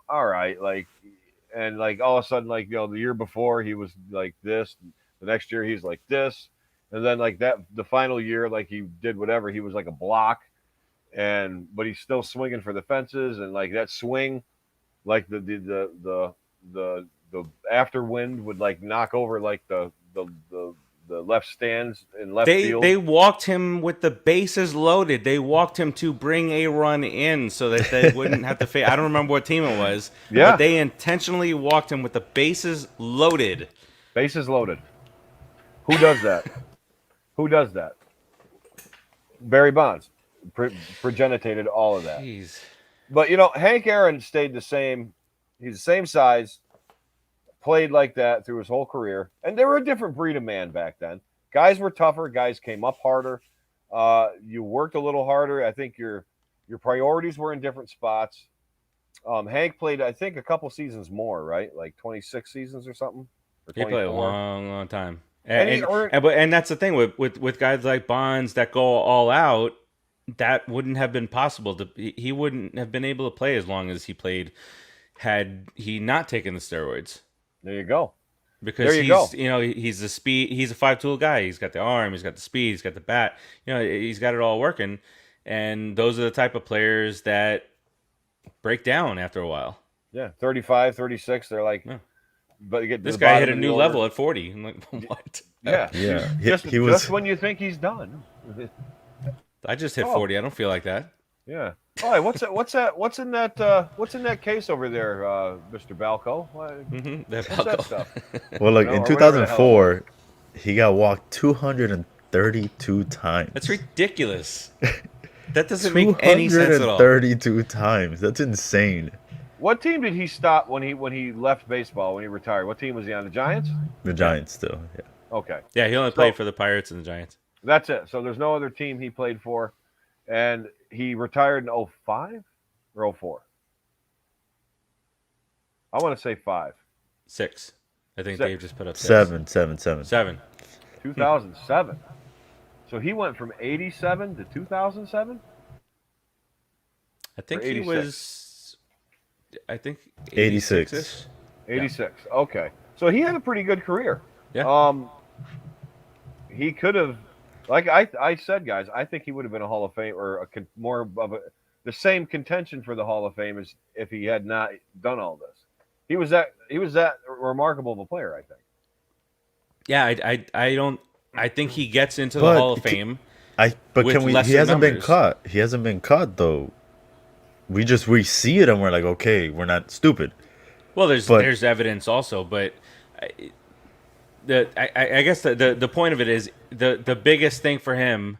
I mean, if you're a guy who has the talent of a Barry Bonds, and you're seeing all these other guys getting paid, yeah. So you might want to do it. There's a little bit of like what Timmy said, a little bit of jealousy in there, as well. But he traded in his legacy for his bank account, which I mean, Yeah. to each their own, right? Yeah, But he's got to live with himself. You know what I mean? So maybe he would rather have that money than go to an upper deck signing and make $3,000. I mean, and a lot of people will do that. Yeah, yeah, no, I'm not saying it's not uncommon. It's just, I mean, there are different types of players out there, you know. Oh, yeah, big time. So that's Barry Bonds. Barry Bonds, the quote unquote home run king. Like Dave said, he hasn't been caught, but or has he been caught? He hasn't been caught. It's a Hey, legend, look, but he never. I'm all for a steroid era wing of the Hall of Fame. Put Bonds, put Clemens, put all these guys in there, and because it was, I mean, when you look, when you see all these specials on baseball and go to the Hall of Fame, it's eras. You know, Yeah. the Black Sox scandal and the dead ball era Dead and ball this era. era and that, and now thankfully the Negro Leagues. So there, I mean, generationally speaking, if you're going to go to the Hall of Fame and you're going back to the 1800s and you're working your way through, it is what it is. There was a steroid era in baseball, and I'd be more than willing to, like I have a say in this, I'd be more than willing. I give permission to make a steroid wing because these guys were all great, but They were. you know And it was they, I fun mean, and weren't they as great. kept us. They kept baseball Entertained. alive technically. Mhm. Yep. They did. Because And- besides all of them, I mean, the only other one that you mentioned earlier is what, Ken Griffey, that people really liked and Yeah. loved to watch. Yep. Ken Griffey, guys, real quick. Ken Griffey, steroids or no steroids? No I junior. don't think so. If he did, he's the cleanest steroid guy. I mean, he never. I never thought that he did. No, Junior was Yeah, me either. just a big athlete guy. And he was taking the wrong ones because he was always hurt. You know, towards the end of his Yeah, he career. was always So hurt. Yeah. It wasn't like It wasn't helping him out. yeah. He's doing it He's wrong, taking horse- Junior. taking the vet steroids, the horse steroids. Yeah. What are you doing? Not the. So what do we get? We're on number 3, and we're Yep. getting rampant here. It's we're getting down to the nitty gritty as The far as nitty-gritty. steroid uses, and no list with athletes using steroids would be complete without this man. I don't think. And he's he doesn't need any kind of giant introduction. Ladies and gentlemen, it's none other than the Ultimate Warrior. Oh boy. Now, we were talking freakishly huge before and talking about like Jay Cutler and this and that, but the Ultimate Warrior, I mean, Jay Cutler looks unnatural, but the Ultimate Warrior looks like he's actually from another planet. Yeah. Like this doesn't like. There's Jay Cutler who is small and short and stocky, and he built his arms up and whatever. But Warrior's like 6'3", 6'2". He's a big man, and if you ever watched him in the beginning, I don't think his shoulders fit through a doorway. Like he was freakishly and unnaturally big. And he was from the time. Well, he left. What? How many times? Two, three times. But look at this man. And Steve, tell me, upstairs, he's mentally okay. No, I can't No, do that. I can't do that. I can't do. I'm I not can't gonna do lie that to for you. you, Eric. Now, listen to a 13-year-old kid. He is the coolest thing you're going to see and wake up on Saturday morning. Come out, clothesline people, and pick them up over their head and drop them. Especially if they're kind of psychopathic tendencies like myself, who can relate. But like seeing this guy, he's painted up. He's got these tassels flying everywhere. He runs to the ring. He's punching everything, and he runs out. I thought that was the coolest thing in the world. Then you get a little older, and you're like, I don't know. Did I have some kind of like psychotic fascination with the Ultimate Warrior maiming people, and he's painted like some intergalactic freaking bounty hunter, and then he comes out again, and you're like, okay, his third run. It's like, okay, this guy's kind of a douche. But then you kind of watch those. Now, I don't know if you got to see the documentaries or not.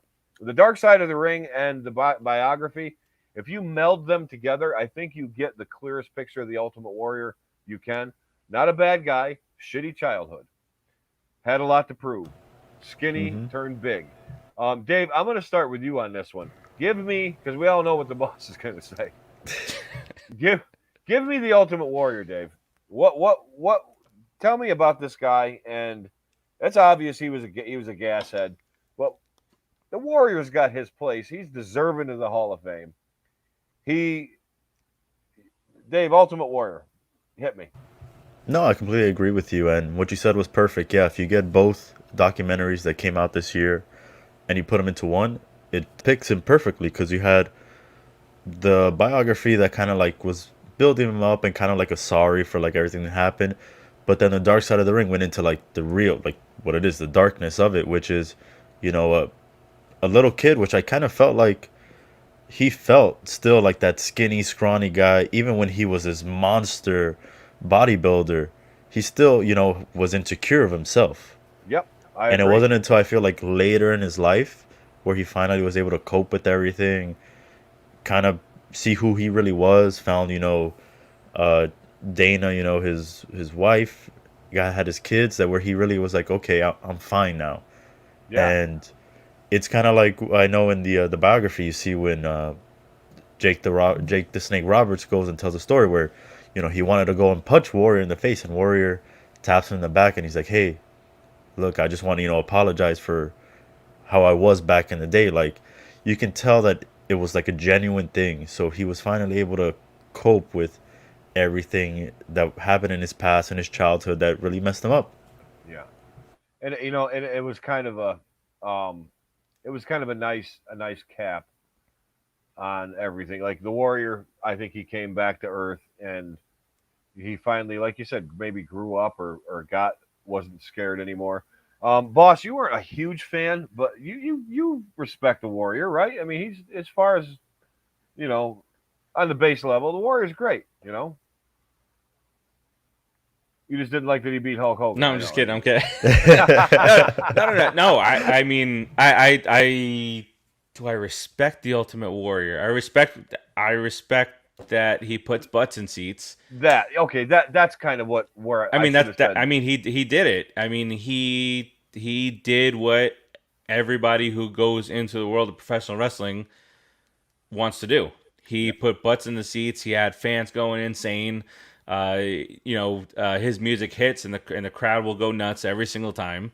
Hmm. And I mean, bottom line, that's what you want to do, right? Yep. And in order to be, something that Vince would like back in the day, you had to use certain things, and if you didn't, then you were a mid carder, Yep. and if you did, then you were, headlining Mania against the biggest icon in wrestling history. in wrestling history. Shawn And that's Michaels? oh oh Jesus I knew Christ. that I knew that was gonna hit. I knew that was gonna hit. But boss, you bring up a good point. Back then, I think taking substances or not taking substances meant whether you wrestle Tito Santana or Hulk Hogan. Yeah. That's the bottom line. Shawn Michaels over Hogan as the No, you, all-time you guys number. meant Triple I H, right? honestly, Because that's where he faced that. No, it was SummerSlam?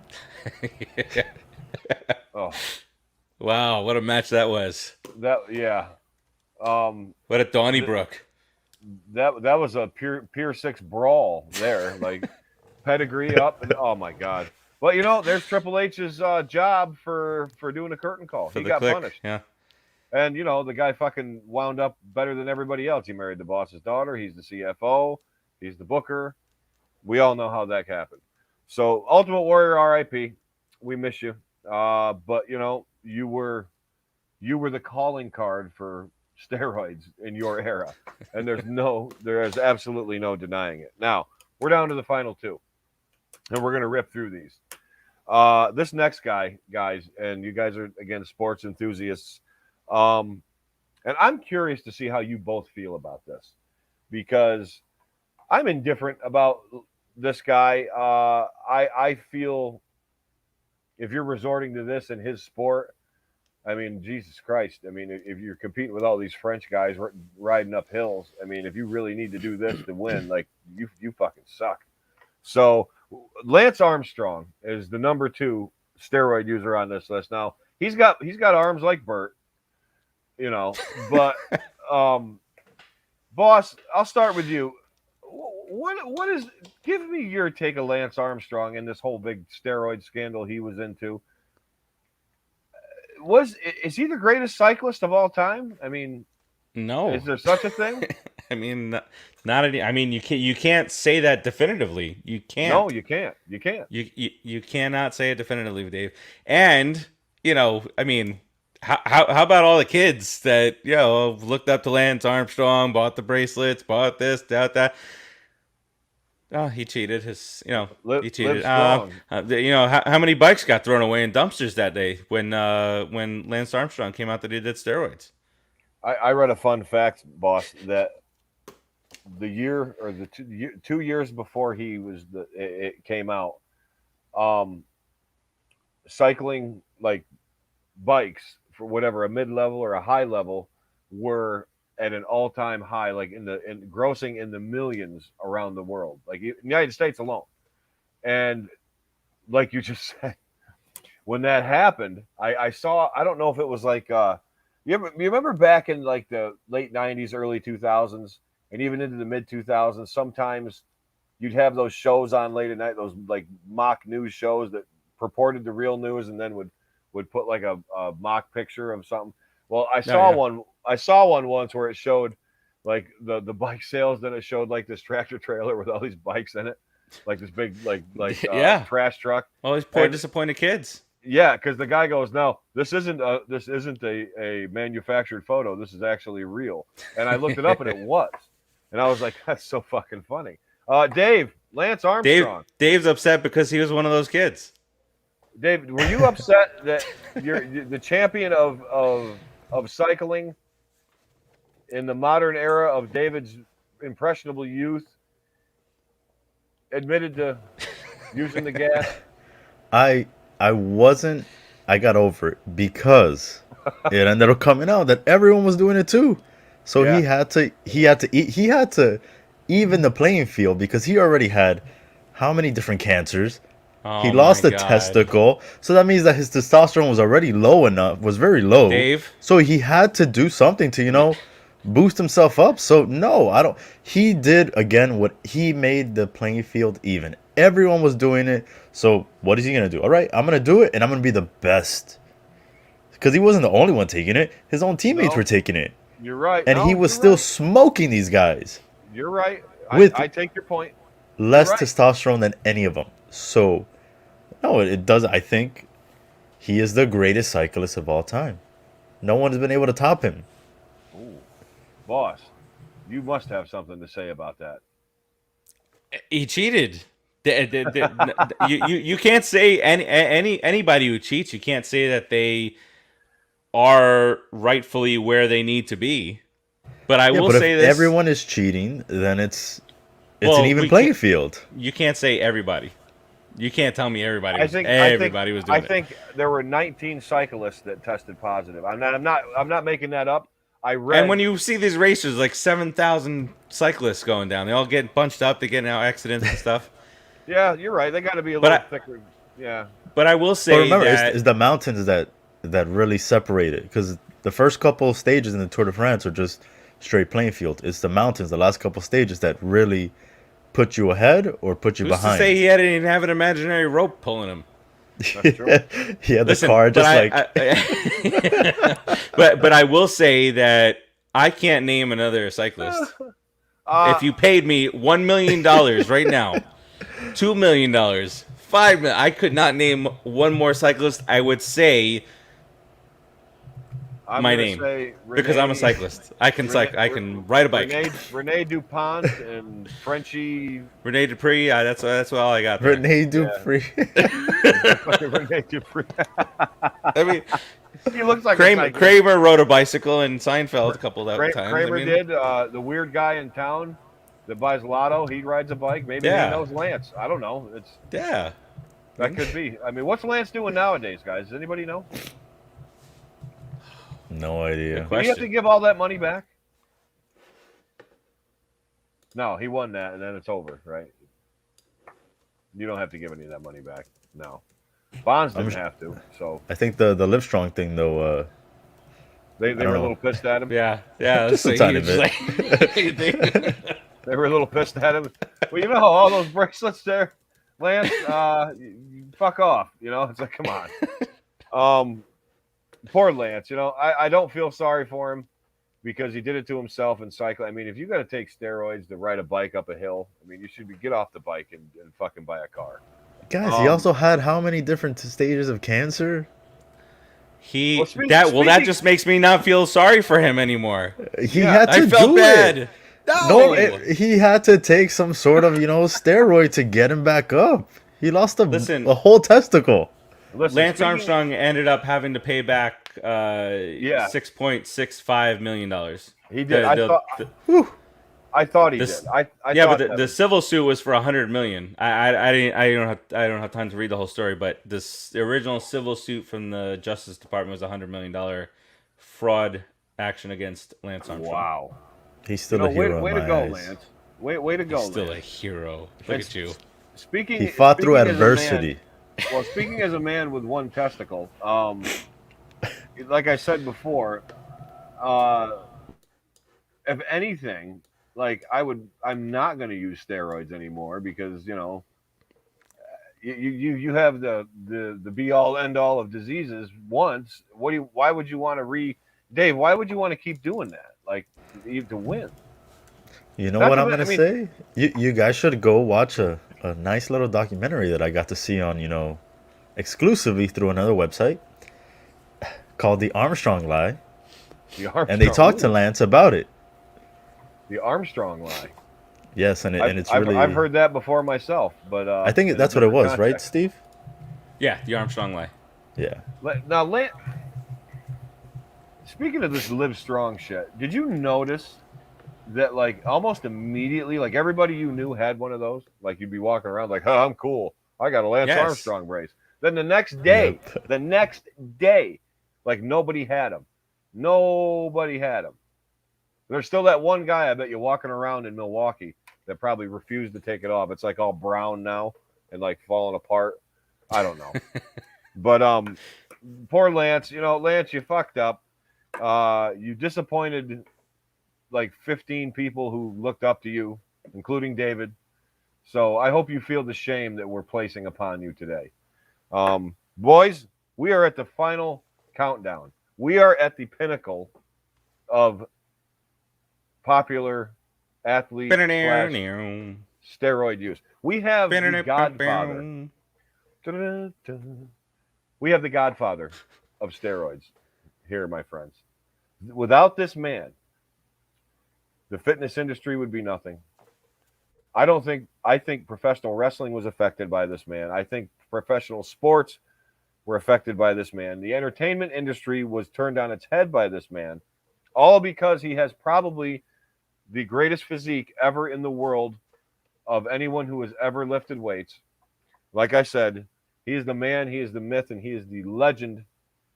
And he was the former governor of California. I It's thought you were going to Arnold give me another Schwarzenegger. announcement. Oh, well, boss, nobody tops you on the list. Nobody. Arnold, the number one steroid user on our list is Arnold Schwarzenegger. Now, guys, take a look at this guy. He's not freakishly huge.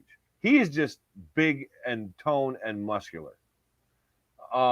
He doesn't look gross.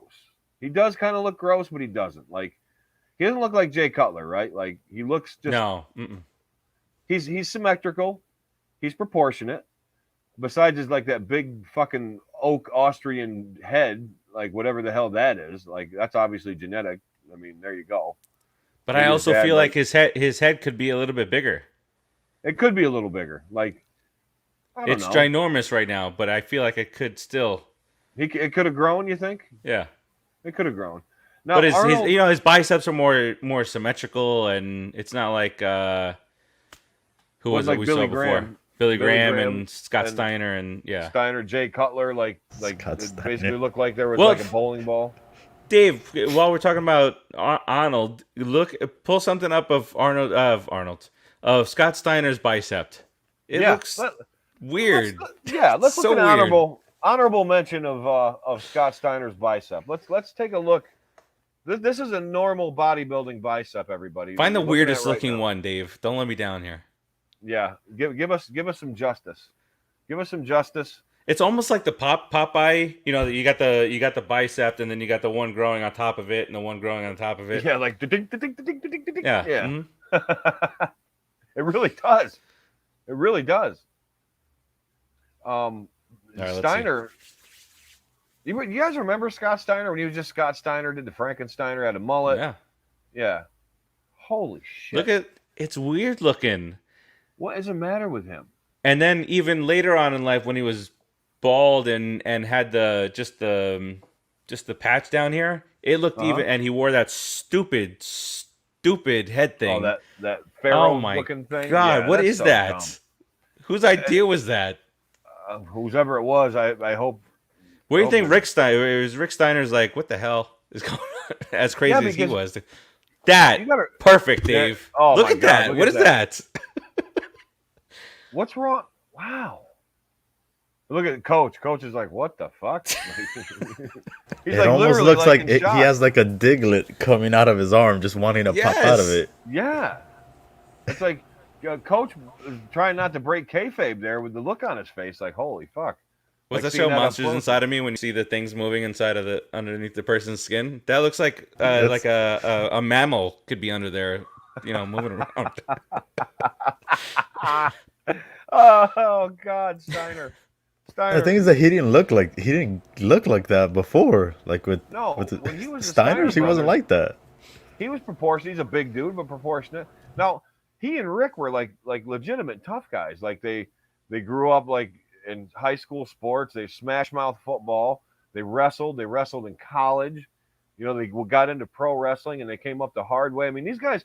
It's not like Scott's not tough. He's a tough fucking guy, and so is Rick. But like, obviously, fame and steroids go to your head if you're going to wear something like that. I mean, I don't even Or know your what- bicep head. or your bicep Yeah, head. right. I mean, that thing's like, probably got its own life. I mean, that's how does that happen? I don't know, but the Scott Steiner brothers used to be this normal looking, jacked but normal looking tag team. Heck, yeah, and they could Like the wrestle. They all were Americans, and then this is what came from the All American good. team. This is your next the best Michigan idea, boys. Scott. Yeah, this is your next best idea. You're wearing a chainmail. Holla if you hear me, Yeah. And how horrible was it him trying to be like hip hop street, like holler if you hear me. He's the I didn't mind his theme music though in WWE. that was okay. That was okay. It wasn't You see, look at that. He looks Oh my normal. He God. looks good, and Steiner. like he looks normal. Yeah. He does. He looks good. He's in shape. He's a good-looking guy. I could do without the staying alive hair, but you know, I don't know. Like, But look at the bicep there to what it became. It's just yeah, Nuts. that what happened. he must have like, I don't know. I can't explain that. Only obviously drugs can do that. So He wasn't know. he wasn't part of the crew that was like, no, just stay in the corner, chill, just stay low key. No, he wasn't that guy. He was like, let me make it No. look obvious here and have a muscle on Yeah. top of a muscle on top of a muscle. Is he the Jimmy Hoffa of kayfabe? Like he just like fuck him if they think I'm on steroids. Fuck him. Test Triple H. Test Triple H. Remember that they wanted to test him and he said if Triple H takes one, I'll take one, and he never had to take one. Mm-hmm. Mic drop. Boom. I don't know. Triple H had a workout book. I don't remember Scott Steiner having one. He's got a workout video. You ever see it? Steiner? Oh, great. No. Look it up on YouTube. It's fucking awesome. It's the worst. I've got Dave. You were at you or Bert that was at that Triple H thing down here a very very very long time ago for the autograph signing. That was got I got it signed by him. Yeah. No That was a shit. cool experience. Did you get up close to him, Dave, or no? Yeah. Actually, I've met him Yeah, he twice. shook hands, right? Oh, you Yep. shook hands. Yeah, he shook hands with everybody. Nice. He's not as tall as he proclaims to be, is he? I don't remember. I I mean, I was a child, so I wasn't that Oh, tall. you weren't regular Dave. You were little Dave. Yeah, Baby exactly. Dave. when was it? That Like was early, baby early Dave. That two- was baby Dave. Was it early 2000s or really late 90s? Might have been late 90s. Like I 90, think. maybe like 99 to 01 or So somewhere. you were, well, no, you were it had to be baby between 01. Dave. Oh, okay. So you were little. What was okay. I? 99. I was 18. 99. Okay. I was like 62. Yep. So I didn't. That was Yeah, you were. beyond me. I probably don't even remember it happened. I was next to Triple H in Binghamton back in '97, and I was actually 21, and I just started training, and I thought Triple H was bigger than he was, and he wasn't. He was big, whatever, but he wasn't my height. I contested his weight too because I was a pretty big guy back then. I probably weighed 225, 230, and I thought we were about the same weight. I was probably 2 inches taller, and I was disappointed. That's when the world of wrestling really started to become to me. I was training. Never meet your heroes, everybody. Never meet your heroes. Yeah, and because like when I met Bret Hart, he was like this tall, and like Shawn Michaels was like this tall, and I'm like, holy fuck. You know what I mean? I mean, the big guys were big. Like Razor was big, and Kevin Nash is big. But I mean, some of the other guys, it was highly disappointed. But, ladies and gentlemen, the godfather of modern fitness and bodybuilding, steroids. Tim makes a good point. HHH is 6'2", billed at 6'4". I can test 6'2". I'm about. He's not the first 6'2". guy to lie about 2 inches, right? No, I mean I do every night. And I gotta say Triple H is 6'1.5", 6'1" at his strongest. I can't see him being because Ed Camus and I are about the same height. Ed might have like a hair. Well, of course that was the shoes he was wearing too. Plus he likes the Yankees, so whatever. And no, but Ed and I are about the same height. And Triple H is not 6'2", 6'3". He's 6 feet, say maybe 6'1". Dave, Would you trade those 2 inches in? would I trade them in? Yes, I would. Yes. I would. Absolutely. I would to have the Stephanie. youth of the 1700s back again. The horse and buggy, 1700s. the horse and buggy, the whale oil, all of it. You know what I mean? Not taking a bath once a month. I mean, I miss those days. I really do. Guys, Did you get I just better thought than of that? something.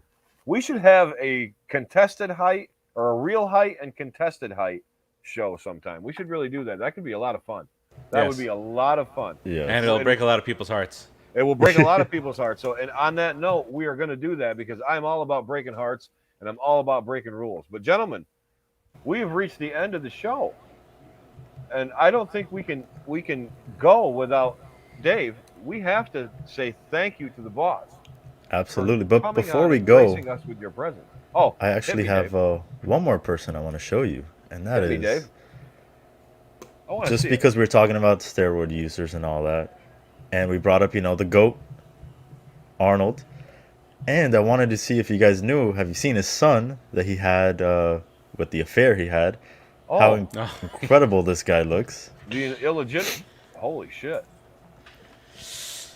And that's natural? Vince. Vince, call him up, Vince. I don't know if Why it's is it natural what? or not, but he's working out to look like his dad, and bro, Yeah. he's got those good genes. He's got those Hispanic genes and Arnold's genes. Ooh. But you so see he's- that? Look at the difference in you see the bicep there in that picture. Yeah. It look of Arnold. It looks super real abnormal. bicep compared to yeah. Yeah. I gotta say though, boss, you're on the right track. Vince should be getting this guy. Come on, Thank Vinny you. Mac. McMahon, if you're listening, Get it done. Nah, it's What- all about Tony. Tony Khan's got to sign him. Everyone's going to AEW now.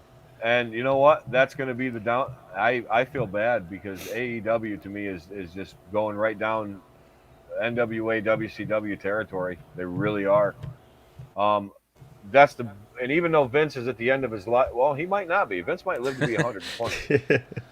But anytime He'd be you the take guy to on do Vince, they actually my thing is they actually think that they're going to not just grab him but surpass him and bury him. Even Eric Bischoff said on his thing, he goes, "That's the worst mistake they could ever make, and they're starting to make it, and it's just not going to happen." Vince will not let that happen. It's not going to happen. Timmy said, Save "Save it it for for- tomorrow."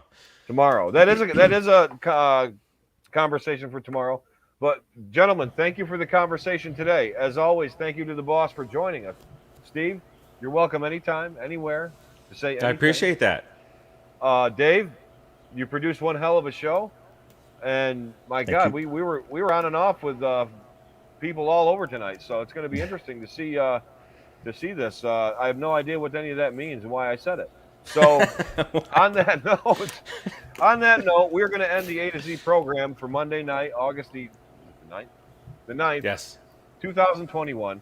We thank you, and I have to tell everybody, next week we have a special show. We have filmmaker Nate Thompson, and Nate Thompson made a short film called Cult Affairs. He is in the process now of turning it into a full feature film. So we're going to have him at the beginning of his career, and we're hoping this guy goes far, because if he does, he's going to say, "Hey, I was on Pop Culture Pros way back. Shout out, thank you. We broke the story to you." So I he feel can like thank- we need to be the first publication. Dave's gone. No, he's still listening. He's still there. Look, it's so weird to look down there and I see producer Dave and I see my face. I was Look at just going to say that. So threw me off there for a second. Oh. Yeah. But Yeah. yeah, no, Cult Affairs, Nate. Yeah, well, we should be the online publication to review that film. I am going to try, and I don't think it's. I think we have a good shot. I'm going to persuade and try to get do it. him to let us do that. I think he will. He's a great guy. I've talked to him a lot, and he's very hardworking. And he's up for 2 awards at some Ohio Horror Fest. He's got Best Director, Best Actor for another thing that he did. So he's really doing well for himself. So we wish him all the Very luck. good. He's going to be on the show next week. So everybody, if you want to talk horror, we're actually going to bring the douchebag back, and we're going to play that game with him. Oh, But we're going to have a nice interview with Nate next week. So everybody tune into that. That's going to be Monday again. Empire is still on Sunday, so we're going to be on Monday. And then, like I always say, thank you to everybody. Thanks for coming on the show. Be sure to watch. I'm gonna do my best. Be sure that we appreciate that, Steve. We really do. And be sure to watch Just Too Sweet, Grannies, Put It in the Books, 4 Quarters, Stream War Pro. Dave, is that you guys going to get that off the ground, or do you need to fix the wings? What's going on? No, yeah, we No, did the show they're on last track week. there. They're on They're on track track there? with Okay. that. With that show, they're on track. Am I flip flopping the shows? Is the one? Okay. So anyway, No pressure, Stream Wars Dave. Pro, and Jader and Kyle. I'm sure they're going to come back someday soon. And They're This one's gonna episode attempt- 50, no?